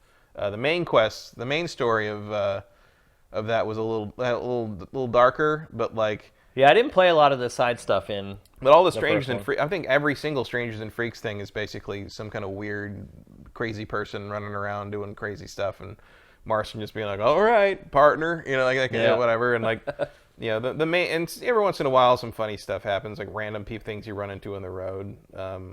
It was a pretty good balance. I feel like there's a lot more banter in this that wasn't part of the first game, which is fine. It's different, different characters. It doesn't all have to be the same tone. And Marston's quest was a little more solo man, man with no name coming back to town to solve the problem so he can rest in peace, sort of thing.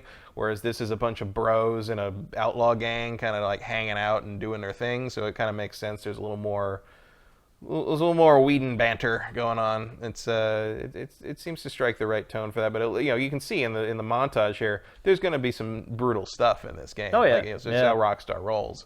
But I think they're striking the right balance for tone in their marketing here. Oh, the first thing I forgot to mention that I should have mentioned right out of the gate is no online at launch. Yeah, the online mode is coming in November. Which, again, is kind of in line with what happened with GTA 5. Yep. That's not a big deal. This game is so big that most people will just be finishing the campaign by the time the online launches. Yeah, GTA 5 was super bare bones at launch. Yeah. And you were getting nothing at launch. The funny thing is, so when Red Dead Redemption 1 launched, the first thing I played was the online, because my group online, we would chase achievements all the time. And the thing we usually did was you go on and get the online achievements immediately, so you don't have to worry about coming back to it when no one's playing it anymore. Right. And a lot of times early on, like some of those achievements are like, oh, kill 10 people without being killed or whatever, tends to be easier on day one because no one knows what they're doing yet. Yeah. And so we went around and did all the online stuff like on the first like few days or something. So when I went to play the campaign, because that's all in the same map. Right. So part of the problem with playing the campaign was I'd already ridden all through this whole map like already, and now I was doing it again in like a snail's pace because of how slow that the story unfolded. So I kind of regretted playing the online first. So that was certainly not my plan for this one. So I don't mind the online's coming later. Here is my biggest concern about this game, and it's just a personal thing for me because I don't generally like games that do this. Survival elements are a huge part of this. Mm-hmm. Eating, resting, dealing with the elements, the heat and the cold. Mm-hmm. That is not something I typically like to do in video games. Well, I'm interested to see exactly how important some of that stuff is, because Rockstar's kind of pushed that angle, the kind of the bodily maintenance thing before. You also have the camp that you have to take care of and maintain. But they've pushed that kind of thing before, and it's always turned out to be fairly cosmetic. Like, you remember when you thought you have to work out and eat all the time in San Andreas, and it turned out, no, you just basically get CJ to wherever you want him to be, and he'll stay that way. Oh, by the way, that is also in this game. Oh, yeah. If you eat too much, you gain weight. Oh yeah, but it's like what I'm saying is like they pushed that on San Andreas as well, and it was not a factor in how you played the game. Well, I would say that was a case where they oversold a feature. Yeah. Where they made it sound like it was this really grandiose thing, and then ultimately it was very simple. Right. And what I'm saying is, if you expect to sell 15 million of these things, you can't bog it down until like, oh, you're too cold to go do what you want to do. At the very least, I expect you to be able to turn most of that off. Well, it says like your stamina goes down and you do everything more slowly. Yeah, that's what the preview said. Unless you can turn all that off and play it like an arcade game, which I bet you will. That would be good for me. It's not how I play it, but I would think that accessibility options for kind of people who aren't interested in living the life would be in order. I was surprised to hear that the character can gain weight though. And change like his size. For a story-driven game like this, a lot of times they want to keep total control over stuff like that. Yeah, you're just probably adding weight to the midsection of the figure. It's not really going to change the game too much. I mean, you're not going to be lifting weights like CJ to like burn it off, right? No, but you got enough exercise running around the frontier, I would imagine. But yeah, that seems like a pretty reasonable thing. But, we'll see. Slagathor in the chat says it might play out similar to the way Cold and Hot was handled in Breath of the Wild, which I didn't like either. So you just had to change the clothes at that point. Yeah, I don't know. You had to have the right clothes, or you couldn't go to specific areas. Right, it was a gating mechanism. Right. Yeah. And I hope that is not the case. That's fine. I don't like that. I mean, the first game was full of gating shit for no reason whatsoever. At least that gives you a reason you can't go there. Yeah. Before it was just like, no, you can't go here because we don't want you to yet. Like, Yeah. You can't go up to the snowy part yet. Why? Because you can't. Because the story says you're not He's supposed to go there yet. You're not allowed to, and he can't swim for some reason. So Yeah. forget Well, it. apparently they're swimming in this, and it's not good. That was the only criticism that I saw across all the coverage. Is swimming ever good? Yeah, and Shadow of the Tomb Raider was great. Yeah, it's all right. More than all right. It That's was good. one. Yeah. There's other games. I think the 3D Mario games have great swimming. Yeah. Anyway. I'm not a swimming fan in games. Character customization is a much bigger thing than I ever thought. You can change your haircut at the barber. You can change your facial hair. Apparently, there's a wide variety of things that you can do with that. The clothes is a big deal. The clothing that you wear, obviously, for the weather elements we talked about earlier, that's a big part of it. Not just your clothing, but also blood and mud. Yeah, you have to keep the clothes clean. Yep. You can see that in some of this where, like, there's stains on his blue shirt from where he got mud on them in that fight scene. And It changes and how... they're still there. Like, you can see there. Like, it's dried and it's more or less the mud's off him, but it's still stained. All the that shirt. kind of stuff it's like crazy how intense it is. All those little details like that. Like, if you go hunting and you lay an animal across the back of your horse, the blood gets on the horse, the blood gets on you. The blood will stay on the horse until you wash the horse or run through a stream or it rains. Like, just crazy detail like that. Like, I was blown away by some of those details. The other thing that's changed a good bit is how you deal with other characters, the dialogue system. Your gun is really important in how you deal with other people, what you're doing with it, where it is, whether it's drawn. Your guns get dirty and you have to go and clean them. Just the level, or they don't work the way they're supposed to. The level of detail in this game is just a different level. I mean, provided all this comes to fruition, and it's in the final game, I really struggle to find another game that has the attention to detail of what's been detailed about Red Dead 2. I mean, I would say that, like, you're right on the ragged edge of busy work. Yeah, you're right. Point. Feature bloat, I think, is probably the most common term that people use. You have to clean your horses. You have to, and if you don't, like, they get nappy and they don't want to work with you. We already talked in prior episodes of GameFace about permadeath of the horses. Your horse dies, it's gone for good. And you build a bond. Scrubbing is for nothing. Yeah, and you build a bond with your horse over time as well, and you have to start all over. And as you build your bond with your horse, it's more reliable. It won't spook as easy. It can learn tricks. This game is insane. If you kill an animal and leave it there, it will attract. Well, you can see perfect timing. It will attract predators to it. It will also decompose over time. And if you shoot an animal, if you shoot it with a gun, it loses value versus shooting it with an arrow. When you go to skin the animal and butcher the animal, you can see the entry and exit wounds on the model of the animal. It is just insane, Matt. This game is freaking nuts.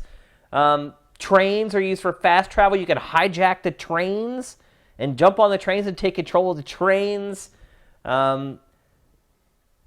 The new Deadeye mode, it has like a new feature that lets you target vital organs. It works on both enemies and the creatures in the world. That's good, because the Deadeye mode in the last one was a little nebulous. Yeah. What else? Customizable HUD. You can add whatever you want to the HUD or take away everything. You can play it clean. You can just add just your health bar if you want. You can completely set it up however you want to.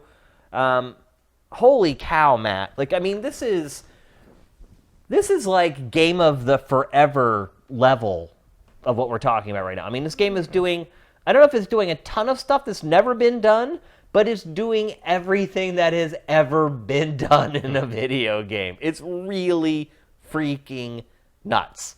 But I guess if you're Rockstar and your perspective is, hey, we put out one game every 6 to 8 years, you kind of have to make it that good. Well, a lot of it, like, again, like, a lot of what you described does not sound fun to me.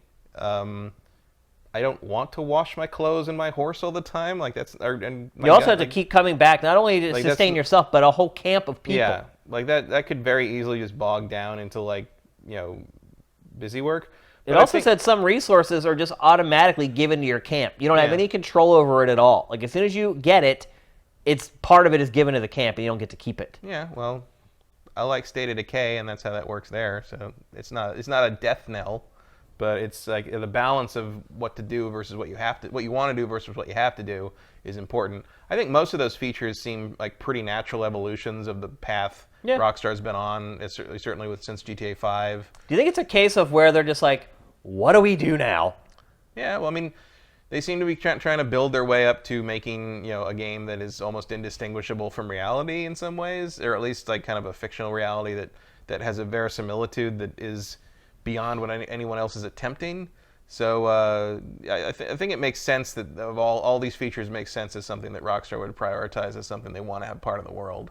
And in some ways it might just be a dry run for GTA 6 because it absolutely is. Not to say this game is any kind of small potatoes, but it ain't GTA. Yeah. There's a lot of this has to be sort of a test bed for what GTA 6 will be to the nth degree. Yeah, and I think it is. Mm-hmm. I think it absolutely is. So more excited. I bet you'll be able to ride horses in GTA 6. As like a cop or something, maybe? Yeah, you'll be able to get horses. It'll be cars and planes. Why not? I mean, if you've already got the tech. You've got this there, why not? Yeah. It would be dumb not to include it in some way, shape, or form.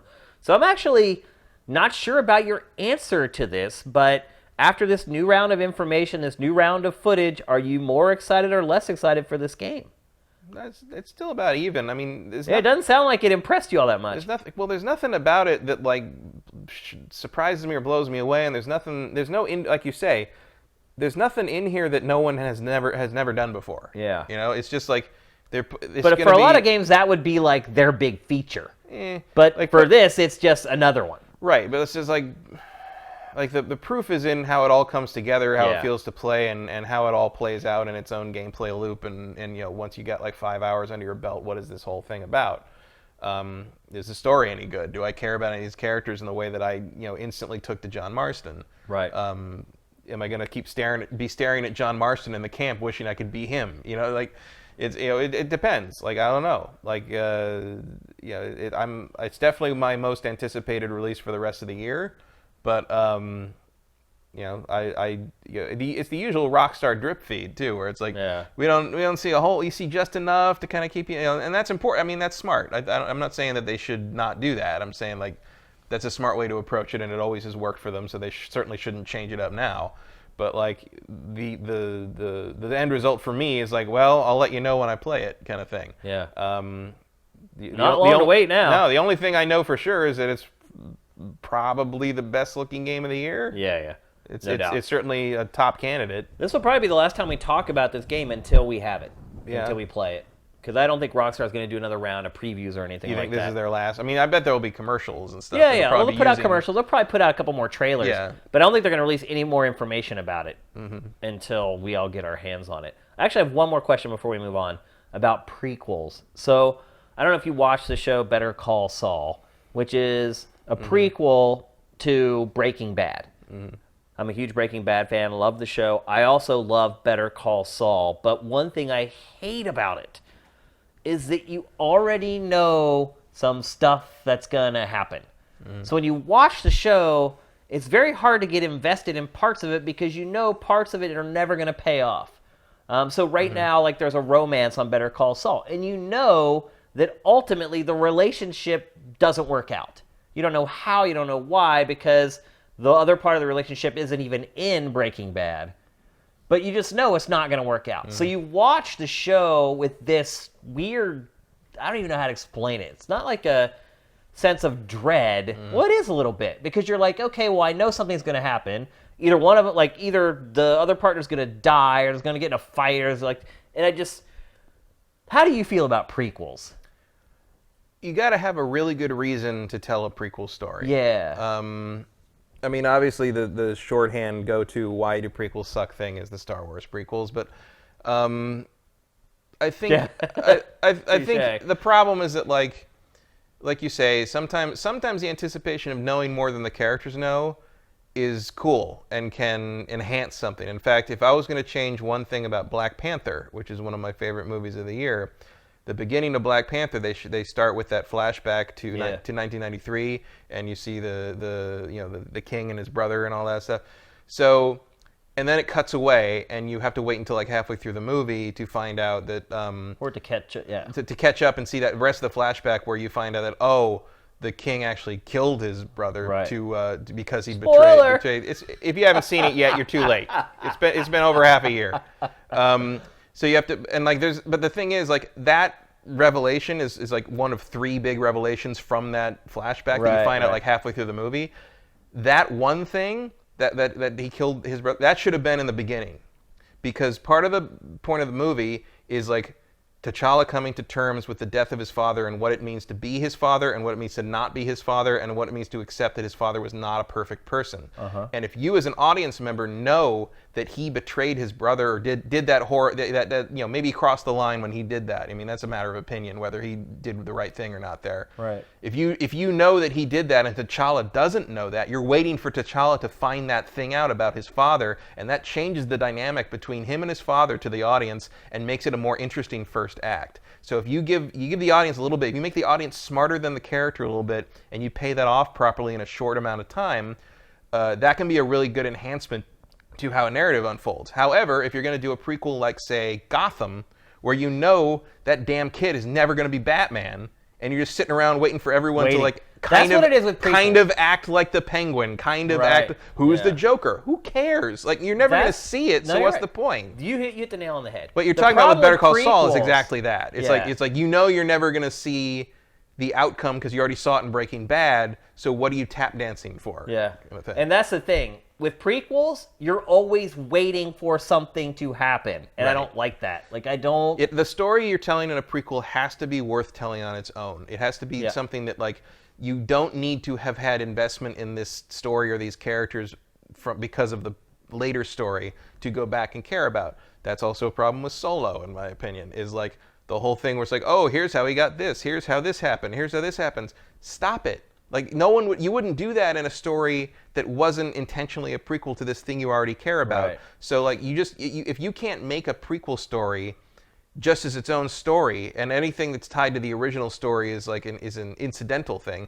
If you want to see the best example of that ever in cinema, Godfather Part 2. Yeah. The story that they're telling about Marlon Brando's character younger is all the flashbacks, and then there's a current day story with Michael Corleone. The story with Michael Corleone is the follow-up to the events of the first movie, and the backstory of Don Corleone, Vito Corleone, is a fascinating story in its own right. Yep. And you don't even need to have seen the first movie to care about this guy going through the struggles of being an immigrant and setting this whole thing up. Better Call Saul is like that. It's good enough. Better Call Saul is routinely called by a lot of critics better than Breaking Bad. I mean, I would not say that. I don't know if I'd go that far. I've only seen the first season of Better Call Saul, but I think for the most part they've found. And I wouldn't have thought they did. I wouldn't have thought that was the character you could hang a prequel on. But they found it, and they did it. So, I mean, Rockstar isn't stupid. I'm pretty sure that if they decided this is how they wanted... I mean, partly is because if you go any further forward past Red Dead Redemption, you're in, like, 1925 or something. You're running out of the Old West at that point. Yeah. So I can only hope that they found a reason why you care to see these events unfold between, Bill, what's his name? The guy that Marston's hunting. Oh, I don't know. In the original game. There better be a good reason we care about seeing it all play out among these people, because they did leave it fairly vague as to what, there was betrayal and people killed people or whatever, but we don't know exactly necessarily what happened. So you're kind of waiting for, and the anticipation of waiting for something inevitable can be played out well. I think Spider-Man does that well. When you first see Dr. Octopus, or not, Dr. Octavius, right. You're like, oh, well, I know we know what's coming, but when is it coming? When's it and you keep seeing these little flashes throughout the game of like, oh, is it now? If you is play it now? with it, if you know that and you play with that expectation of the audience, you can make it a really effective storytelling tool. But a lot of people that I think make prequels, they do not do that on Better Call Saul, by the way. No, they don't. No.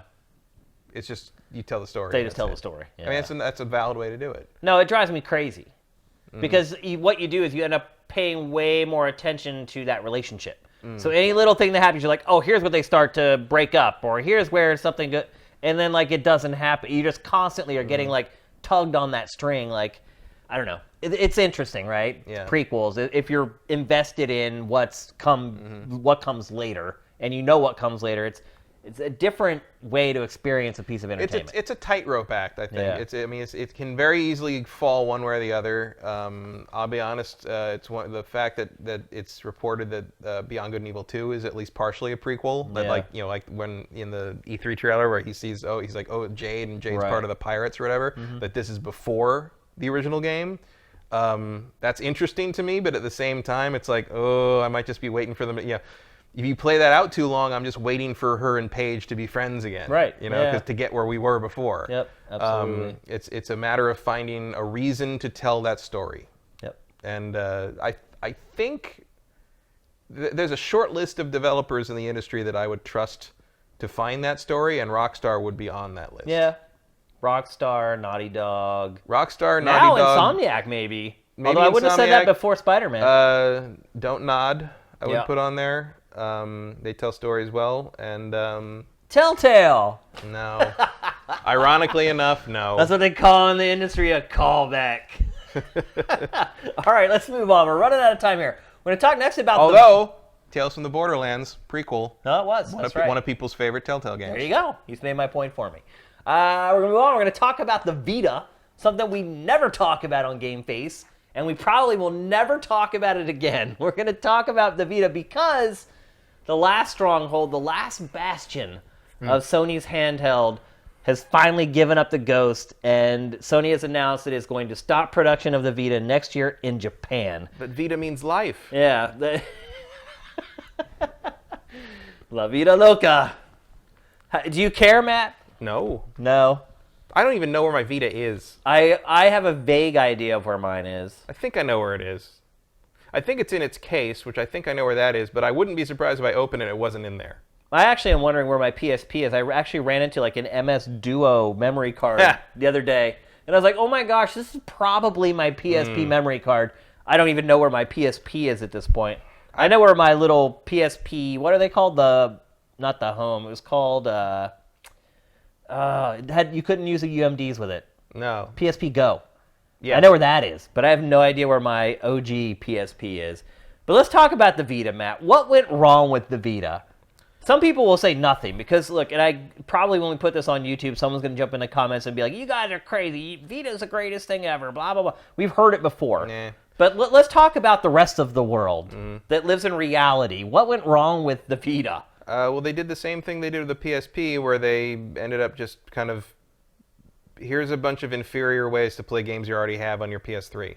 Yeah, they never maximized the platform. Which is funny, because they said at the beginning of the Vita's, like around the launch of the Vita, they straight up said, Sony people were straight up, I think Trenton even said, he's like, yeah, we made a mistake with the PSP, we were just offering like ports of things that were already on the console, and the Vita's library will be original titles. And then they didn't do that beyond the launch window. No, they never, ever stuck with investing in exclusive games for Vita. And people who love the Vita, they don't love it for its exclusive games. They love it because, one, you can like hack it and homebrew it. Yeah. And two, because you can play like all these indie games on the go. But it's crazy to look at these trailers from when it was first announced and it launched and look at all the functionality that was just wasted on this thing. Think about the touchscreens on the back, the touchscreens on the front, augmented reality, all this stuff that this thing does, and it literally did it for like the first 12 months that it was available. And after that, here's something, I think Sony learned a lesson. Maybe Nintendo learned this lesson a little bit with the 3DS. I think Nintendo took a lot of lessons from the Switch. Yep. They took a lot of the reasons people like the Switch is a hit are reasons that people like found a niche reason to enjoy the Vita. But like Nintendo saw like the two things that worked about the Vita and like doubled down on them, and it worked. Yeah. But to me, I think the lesson that was learned through the Vita, and to a certain extent, like the initial revision or the initial version of the 3DS, is that just keep the junk out. Because all the stuff that they crammed into the Vita, the cameras, all this, they didn't need any of that. And all it did was drive up the price. What a dumb feature. What was that? You can pick the golfer up with the back touchscreen? Like, who cares? Right. And all that stuff drove up the cost of the Vita to a place where it was never... That was a pricey meatball at launch. It was never going to hit mass market. I know. I mean, honestly, I regret ever getting the thing. Like, I think back to how much it costs. Yeah. And how much I paid out of my pocket for this thing, because we got sent one, but, you know, at GT, they kept the one that they sent us. So I had to buy my own. And, like, the amount of money I spent on this thing... I mean, I've honestly played my Vita, I'm guessing if I added up all the hours, probably like 150 hours. That sounds about right. I mean, I played Ninja Gaiden Black, or Ninja Sigma, or whatever the Ninja Gaiden was, and then I played Persona 4 Golden, and I played Uncharted, and I think that's pretty much it. I played the whole launch library. Shinobi Do 2, I played that too, because it was a Tenchu game. I played the whole launch library, and then I think after that, I probably played 5 games ever. Yeah, it was nothing. And the battery life was terrible because there was so much stuff crammed into it. I just think it and the 3DS, you know, with Nintendo putting 3D in the 3DS, and now it's like it doesn't even exist anymore. I think both of those systems taught some valuable lessons. Not that it matters anymore, because handhelds are kind of going away at this point. But I think it just shows that, like, ultimately, you just need to make a machine that plays games. Yeah. I mean, ultimately, that's what people are using the Vita for. That was so weird that you could get, like, an AT&T contract with this thing. Yes, they had, like, a mobile version of it. Like, they launched it like a cell phone, like a version that had mobile and or like an iPad. Like, one that has mobile and one that doesn't. Like, it's just, looking back on this thing now... Remember when they announced the AT&T deal and the whole press conference audience booed? Yeah, because everybody hated AT&T. Because that's back when iPhones were locked to AT&T. Yep. And so people had this negative opinion about AT&T. But if you're Sony, you're like, hey, if it's good enough for Apple, it's good enough for the Vita. But it is crazy to look at Sony was out of its mind making this thing. I mean, it was a beautiful piece of hardware. Oh, yeah. The screen is so much gorgeous. of it didn't matter when it came to what it really had to do to be competitive. It wasn't there. Yeah. The back touchscreen, like, why? Why? Well, to try to make, I think because they want to make up for the lack of extra shoulder button, which kind of works. It kind of works, It was better than nothing. They're just digital buttons, obviously, but... Yeah. It's better than nothing when you're playing, like, backwards compatible or, like, PlayStation Classic stuff. Why do you think Sony gave up so quickly on this? Because it didn't work. It worked. Everything, all the features worked. Well, I mean, it didn't work in the sense that it didn't do what they were expecting it to do. I mean, you mean financially? Yeah. I mean, I remember when the thing was in the run-up to launch, and like you'd see people online, everyone was like, "Oh, it's going to crush the 3DS, and like the Vita is going to be the biggest thing in handheld ever." I mean, people thought this thing was going to just rip the whole world apart. Just like they thought the PSP was going to tear the whole world apart. But it's just like, at least the PSP did at some point you gotta learn that power doesn't win the battle, especially when you're handheld. I think power matters less now than it ever has. Yeah. It's like everything looks good now, or everything looks good enough now at the very least. I mean, outside of the enthusiast circles, I would say that's true. I mean, nobody knows the difference between, you know, oh, this ran at 30 frames a second, this runs at 45 frames. It's like, okay, like that's a problem if you know what you're looking at, but most people don't. So it's not, you know, and the functionality is more important. It's like, you know, what is it about the Switch that made it sell and this didn't sell? Well, the fact that because the key thing in the Switch is that you can take it on the go, and you can take it out of the thingy, but software as well. But it's that's where Sony really dropped the ball for sure. But like at the same time, like you'd think it would sell a little better just on the basis of like, look at the Switch. Look how many people are buying shit they already own on other systems just so they can carry it around with them. You're right. Like that was happening on this too, but it didn't happen because A, the price was too crazy, and B, Sony wasn't putting the real stuff that they needed on there.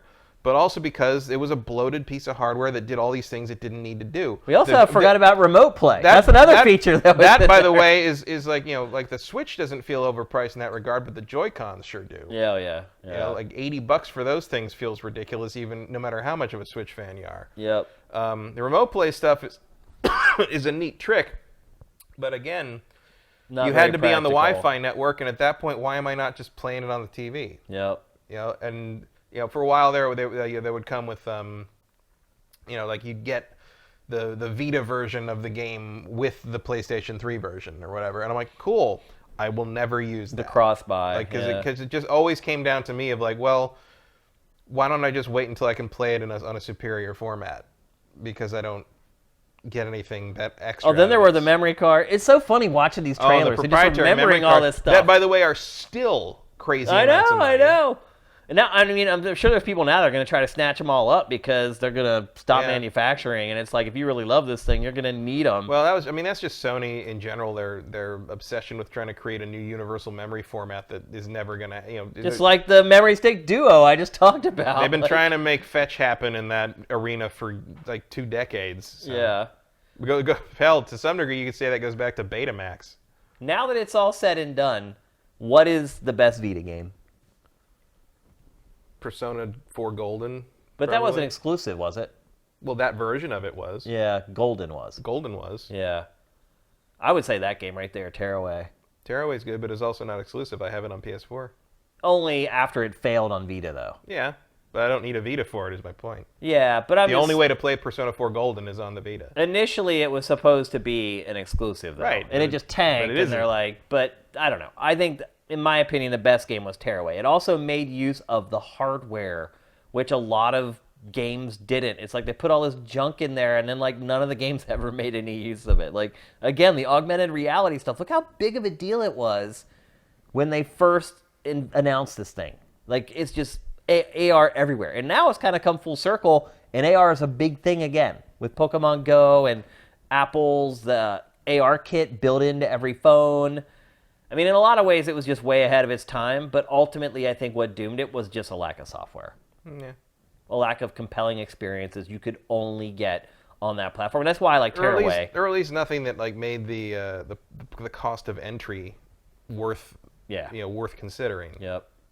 Because like you also forget, it's like you still had to spend like $60 to $80 on a damn memory card and stuff like that. It was a lot to it.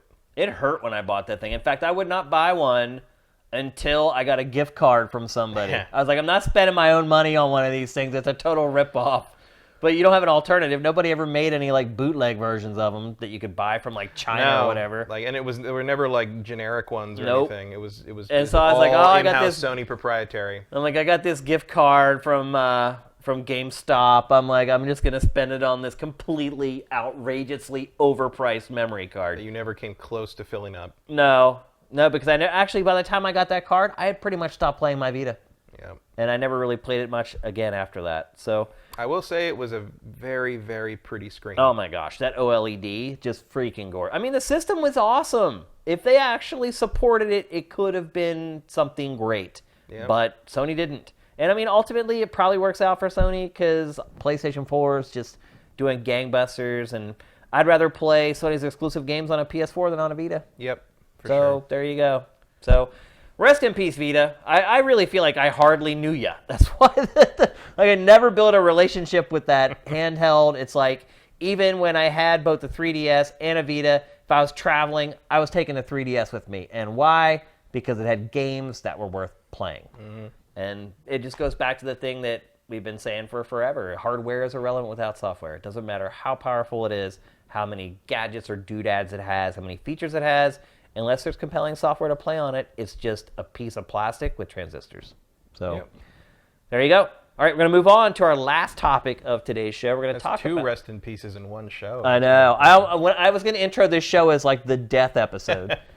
But I was like, oh, there's only 2. I'm like, I'll give it a break. But we're going to talk about something that is absolutely not dead and something that's not even alive yet because that has been released, and that is Forza Horizon 4.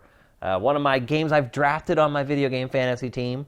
Looks like a good pick. Initial reviews are out. They're pretty good. Yep. Yeah, I mean, I think IGN almost gave it a perfect score, but then I saw some others that were like around an 8 or something like that. It's probably going to settle in around a high 8, I'm guessing. I think it's going to be in the 90s. You think? Yes.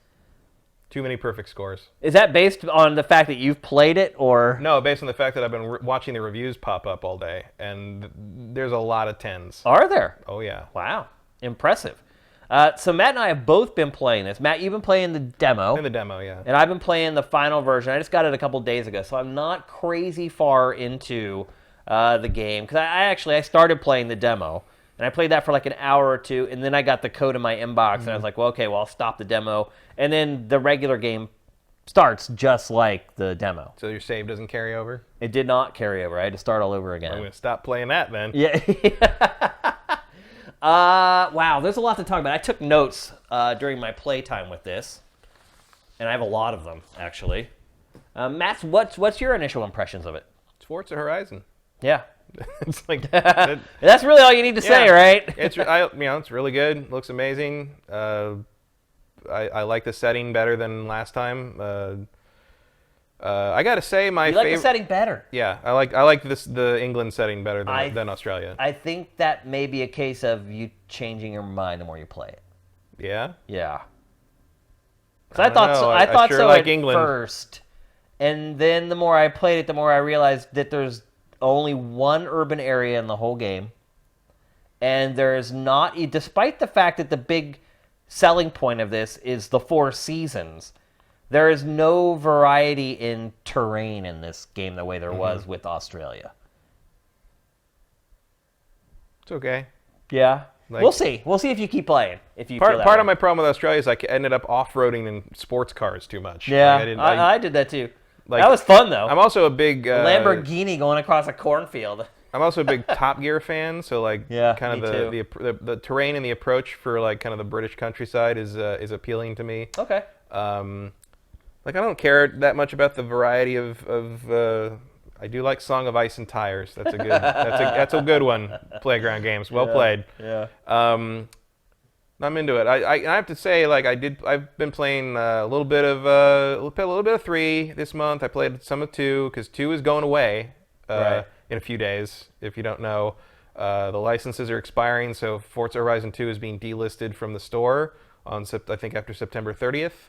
Currently, all the DLC is on sale for $23, which is like $120 or something full price. Wow! So if you care about Forza Horizon 2, I don't think they can contractually. If you care about Forza Horizon 2, you buy it now because it's going away.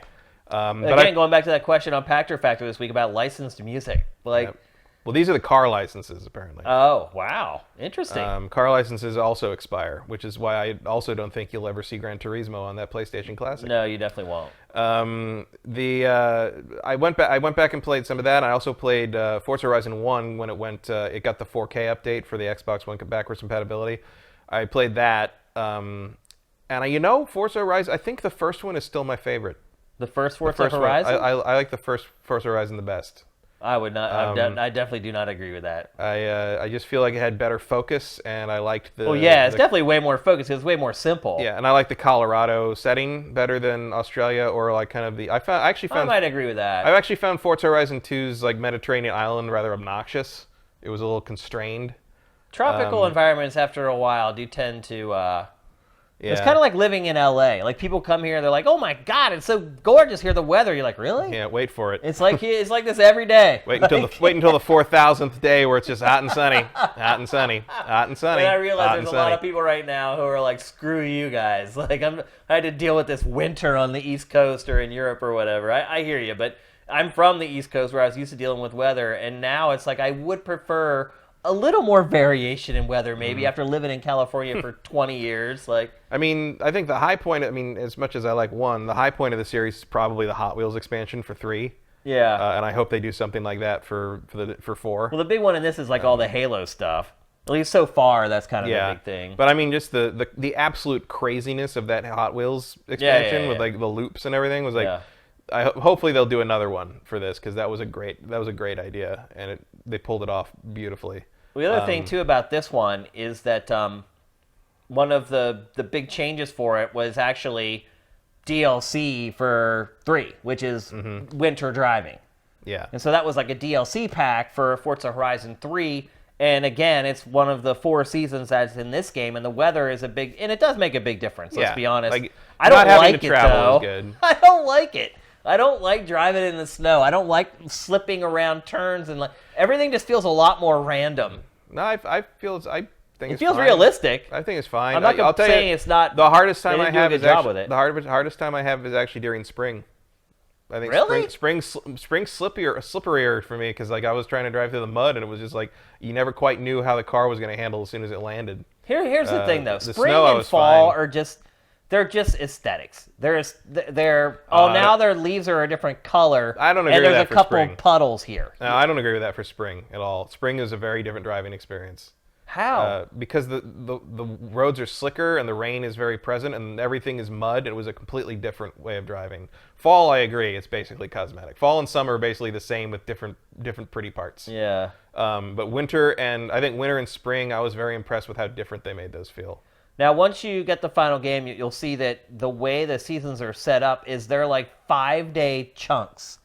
So you play each season for 5 days, and then it turns, and then you move on to the next season, which I think is a little weird. I'd have to believe that eventually you get the ability to change seasons at will.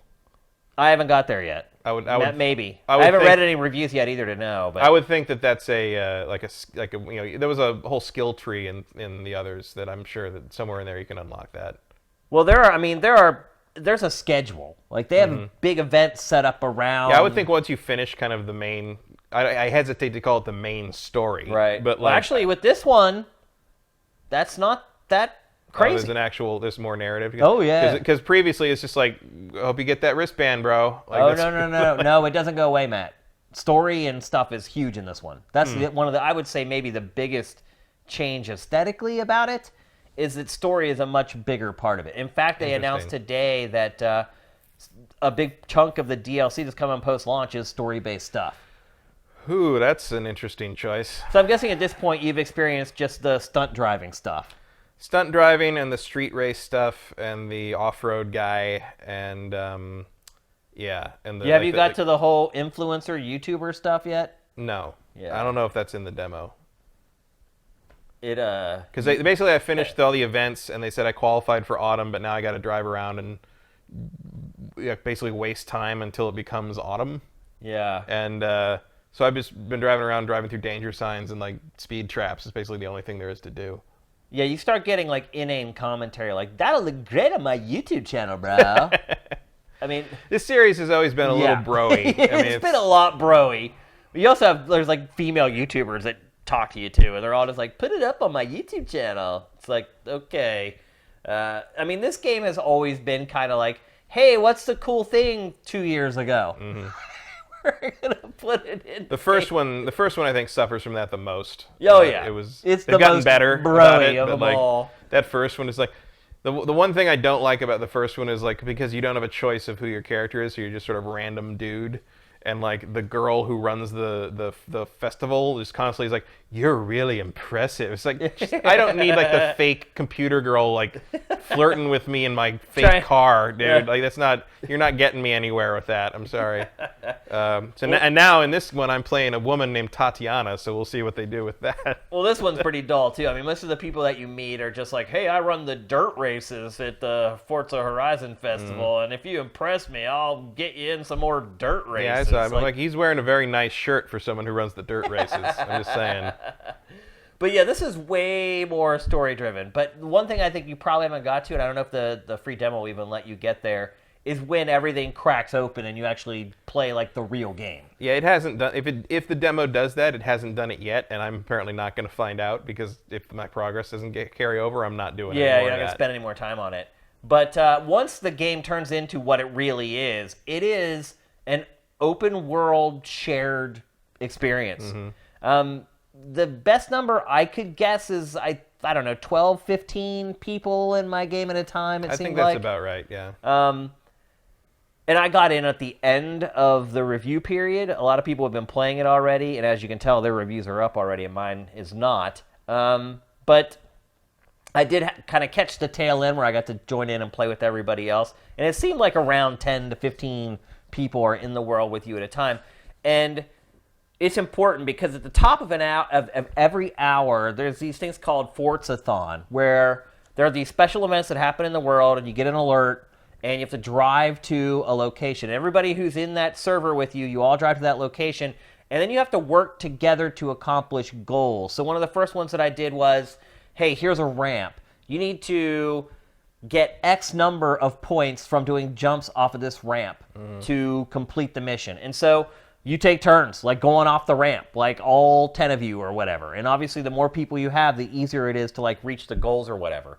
And I like that about it. Like I like, one, how it gathers people together. It was like the first time I really realized, hey, these aren't just drive-avatars. Like these people are actually like humans who are playing I don't in the like game. this, I have to say. I don't like this, like the race finishes and you go to some weird blank studio and look at a bunch of giant OLED screens. Again, this makes perfect sense inside Forza Horizon. Yeah, this is the type of like, stuff these games always do. I just didn't need that. There's so much currency in this game, man. There's like main EXP. Then you get EXP for every driving discipline. Then you earn EXP towards getting into the event for whatever season that you're in.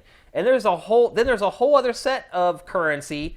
I'm trying to remember what I don't think I have a note of saying what it's called. But there's a whole other currency set up just for this whole other it's impossible to follow. Like, where am I? What am I leveling up? What can I do now? What can I not do? I don't know, but those bars sure fill up good. Yeah, exactly. I mean, that's really all that matters, right? But it also means that there are always options popping up on the map. Like once you get out of like the training stage or whatever, and you get into the open world, the online persistent world, that's when things really start to crack open and icons just start exploding all over the map, and there's just more stuff to do than you could ever. I don't mind all the post race like level up stuff. I just feel like when you stick it in that studio with that like big screen, it feels sterile to me. Where is he? Where are you? It looks like he looks like you got zapped to the Gran Turismo menus for a moment. It's just like, he's like that's backstage not a at The Price is Right or something. I don't even know what's going on. I mean, I know it's just an abstraction of what's going on, and like it's an opportunity to see your own avatar and other players' avatars. And I've seen you in mine a couple times. Like, I haven't seen you. I've seen a lot of Bloodworth. Well, it's because Bloodworth and I reviewed Forza Horizon 3 together, kind of, and I think for whatever reason they've connected, like the two of us. Well, yours is interesting because it's the only one that looks vaguely like you, because no one else can modify their avatar. Well, yet. the character creation's terrible, also. So yeah, but I can't even change my damn shirt. Yeah, so it's not in the demo so far. Yeah. Let's go over some other changes really quickly. The Forzathon credits is the other currency. You can use those for rare cards and that's some other stuff. And then influences. But when you do those Forzathons at the top of the hour, that creates currency that is very specific and only used for one thing, which can get a little confusing. The bucket list challenges are gone, which was a big part of the last game, which were basically just stunts. But I ain't mad at that. I'm not going to miss those. Yep. A lot of those were annoying, I thought. The story and all that crap is bad. Let's just be honest. The visuals look bad for it. The writing's bad. Don't go into this thinking that you're going to experience some arresting story. It's no need for speed. Yep. What else? There's radio stations, like pretty much every driving game at this point. Here's a big feature, a big change. All the human cars are ghosts, which some people may freak out about. But I honestly didn't have a problem with it. Because it keeps people from ramming, like you said, some drivers are overly aggressive or whatever. The people who like to drive that way are going to hate it. The people who hate people that drive that way are going to love it. But that's a big change. Like before, other human cars were always solid, and if you hit them, you would wreck. And I think the reason they did that was because of the Forzathon stuff, where you have to work together. Yeah, I don't think there was any way you could just kind of turn it on or turn it off. And I think the trade-off is worth it because the Forzathon stuff is really cool and really fun. And I think it's really what kind of sets this apart from the prior Forza games in a lot of ways. Yeah. I see you picked the same car as I did. Yeah. I picked the TT, and then I picked the WRX. That WRX is beastly, by the way. But this game is great. Like, the whole story stuff is bad, and the setup is still dumb, and like Matt said, it's still very bro-y. But I'm already completely hooked into it. Like, I can't wait to go home and start rendering this episode, and I'll get down and play a few more hours of it. I can't wait until you have the final version so we can start doing the Forzathon stuff together. It's absolutely gorgeous, even though the character models look terrible in the cinemas and they're poorly directed or whatever. Yeah, they need to step that up or get some outside help or something. Yeah, it's so bad. But the game that you play, the cars, the tracks, the effects, it's just stunning. And this is base Xbox One, by the way. This is not on X or S even. This is not HDR, any of this. This is the base Xbox One that you're looking at right now, and it's absolutely gorgeous. But if you can play it in HDR, oh yeah, do so. I'm sure it just looks completely stunningly amazing. We'll probably talk about this game again next week because I've only played. I think I'm about 6 hours in. Matt's just played the demo. We'll come back. It'll probably be a shorter segment next week when we talk about it, just to maybe make some late game observations, and obviously you can chime in a lot more on your when does experience. it go live? Like Friday or something? Well, it depends. So if you buy like the more expensive version, you can get it a couple days early. Its official release date is a week from today. Okay. So next Tuesday. So yeah, so we'll be back next Tuesday. We'll talk about it a little bit more. If you guys need a little more feedback before you pull the trigger on that $60 purchase, I would say right now, based upon what I've played, if you liked Forza Horizon 3, you're gonna like this just as much. You'll probably like it more. I can't tell you yet whether you should buy it if you had Forza 3, because so far a lot of it is very similar. And but if you just want more Forza Horizon, yeah, I mean, I think everyone knows what they're getting when they buy this game at this point. Yeah, for sure. It's a great arcade-style racing game. In my opinion, Forza Horizon 3 is still probably the best arcade-style racing game ever. And if this one can best it, ultimately, this one will take its place. So wait till next week when we tell you whether it's worth the $60 for those of you who already played Forza Horizon 3. If you have not played a Forza Horizon since 1 or 2, I can tell you right now you should go buy it. Just absolutely don't even think twice. You'll thank me in the morning. So we'll talk about it more next week, but we just want to get it on your radar. I know a lot of you guys are going to have to decide in the next 7 days whether you want to pull the trigger on it, so we wanted to get some discussion in before you guys had to do that. So there you go. And with that, it's time for our trailer of the week. And we're going to show a trailer of the week for a game that we have used every trailer for this game as a trailer of the week. But the difference this time is it's not a 10-minute long cinema. Can you guess what game it is, or did you look at the rundown? I knew what it was going to be because you didn't want to talk about it in the main show. That's a good point. So, because I was worried about it because I was like, oh my God, we got to talk about Death Stranding again. And there you go. Luckily, it got to be the trailer week, and I don't have to make up another monologue about why I don't care because all this stuff looks so stupid, and it's not going to be a satisfying answer, and we still don't know what the frickin' game is anyway. Well, you can say that because we still don't know what the game is even after this. But here it is. Oh, I know. It's it's the Tokyo Game Show 2018 trailer for Death Stranding.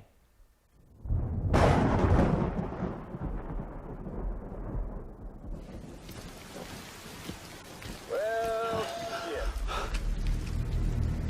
I had a special surprise prepped and everything. But it looks to me like your hands are full. It's no biggie. We can always tweak the rules a bit.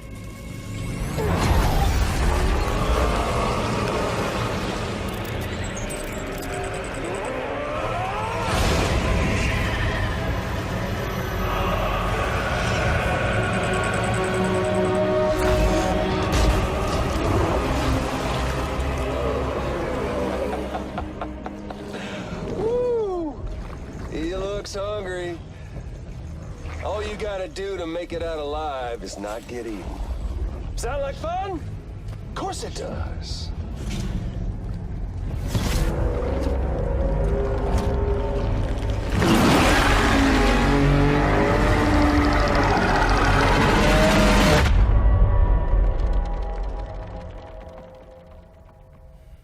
That was a 1-minute trailer for a Kojima game. Amazing. I didn't know he could make trailers that were only a minute I long. think he can do anything in a minute. Seriously. I feel like he just draws everything out as long as he can. He did win some brownie points from me this week. He was hanging out with my favorite band, Record Shopping, in England. Oh, I saw that, yeah. Yeah, which is really bizarre. He had worn their T-shirt last week, and I was like, what? And then he just appeared in England record shopping with them. Just kicking it with Slowdive. Yeah, it must be a good life, man, if you can just go wherever you want. Yeah, I liked Princess Mononoke too. Yeah, that was cool. I mean, that was a 1-minute trailer just basically to introduce, hey, Troy Baker's doing a voice in Yeah. that game. That's really what it comes down to, which is probably why it's only 1 minute long. I mean, honestly, if you have a story-driven motion capture performance game, you probably want Troy Baker in it. Yep. Because he's very good at that. Okay, we got questions. We got tons of questions from y'all. Hope you guys are having a great night. Let's see. The first one from W. Matthew. We got to answer it. What's your favorite co-op experience? Mine was raiding Aljuar, I believe I said that right, in World of Warcraft.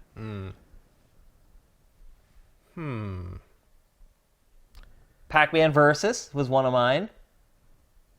I have had some of the most fun cooperatively playing that, trying to track down Pac-Man as one of the ghosts. I think that was great. Overcooked, I think, is one of the best cooperative games ever. If you haven't played that yet, I highly recommend it. You can probably get the first Overcooked now for like nothing because Overcooked 2 is right around the corner. Or actually, is Overcooked 2 out? It's out. Yeah, I think it is out. You can probably get the first Overcooked for like nothing, for like pennies. I think it would probably be the firefight mode in Halo ODST.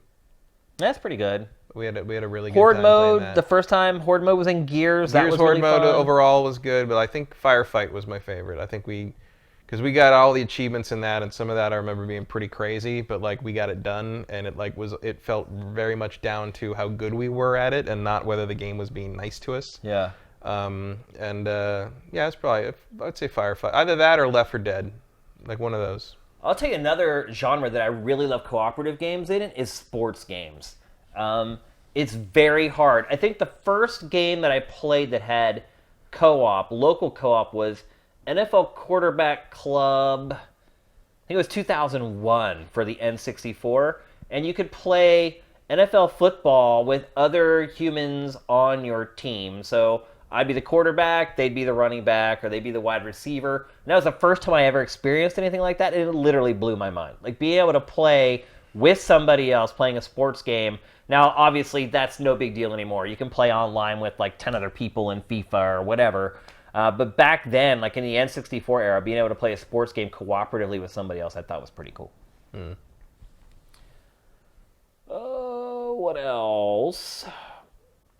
The legacy. Do you think that THQ Nordic will pick up whatever is left of Telltale or Sony to make PlayLink games since Supermassive isn't working with them anymore? And Matt, what do you think of the Joker movie?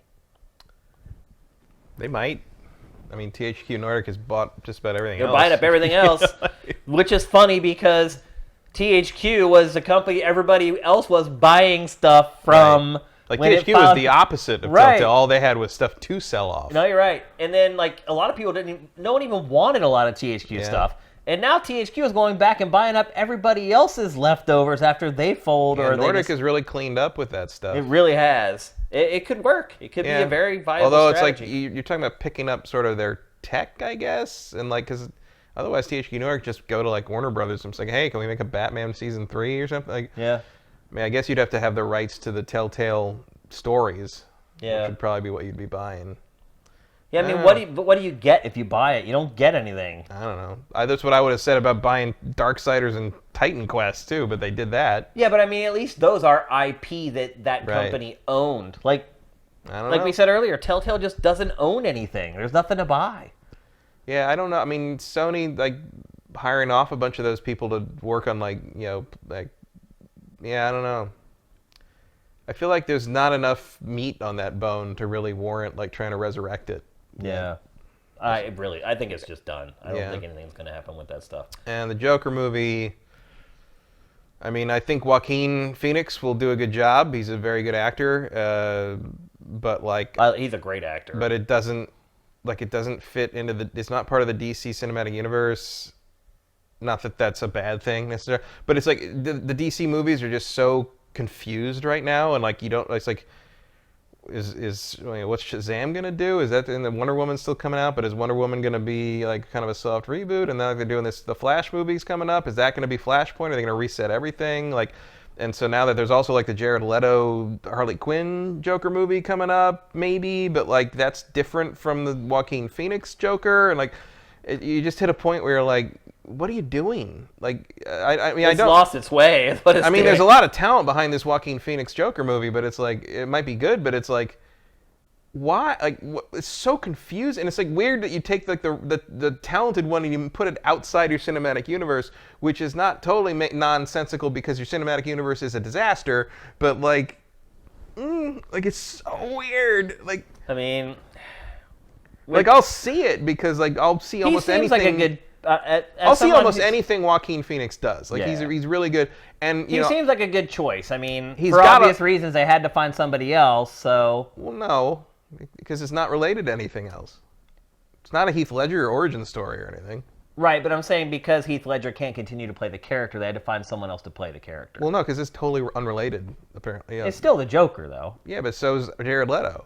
Yeah. Like, it's just another version of the Joker. I don't know why you feel you need another version of the Joker's origin story that doesn't connect to the Jared Leto version of the Joker. Because they're grasping at straws, Pretty Kyle. much. Pretty much. Just like, not that I think they should because the Jared Leto Joker is awful, but, like, I don't know. I'm just going to go watch Captain Marvel. Like I don't... Next question from Congrim1. Microsoft announced X018. He even used the quotations, a global celebration, which is what they're calling it. Xbox event for November 10th. It's being held in Mexico City. Do you think there is something strategic there besides lower cost, being in Mexico? Anything you would like to see from the event? Well, first of all, a lot of you guys may be too young to even know this, but Microsoft used to do XO events every year. Mm-hmm. And Matt and I were talking before the show, and we think the last one was X06. It was 06 or 07. I can't remember which. They used to be huge events. Because 05 was the launch of the 360. Right. And I think they did it last year. It was either one or two more times. I can't remember. They used to be huge. Like, they were PSX before PSX existed. Yeah, but it was, like, bigger than that. Oh, yeah, way bigger. Yeah. It was like every green light in the hemisphere was at that thing. Yep. And, yeah, that's true. And now we're wondering if Sony's going to stop doing PSX because we haven't heard about it. They haven't said anything. Which normally by now they've at least announced it, and now Microsoft has stepped back into the fray with its X event. Mm-hmm. So anyway, to answer your question, relevance to it being in Mexico, I doubt it, but it is a little strange. I don't know why it would choose that territory to have it. But if you think back in the past, there was never any relevancy to them having it in Europe or anywhere else it's had it in the past. No. I mean, in all honesty, there could be security concerns about having it in the U.S. What do you mean? Well, after the Madden tournament shooting and all that stuff, like you're safer with the cartels. Country full of psychos. We got to get out of the United States. These people are nuts. But Mexico City's a big town. I don't know. A lot of history. I don't know what to tell you. I don't know why you'd have it in Mexico City versus anywhere else, but I don't think there's a particular... Maybe he's right, lower cost. Lower cost could be it.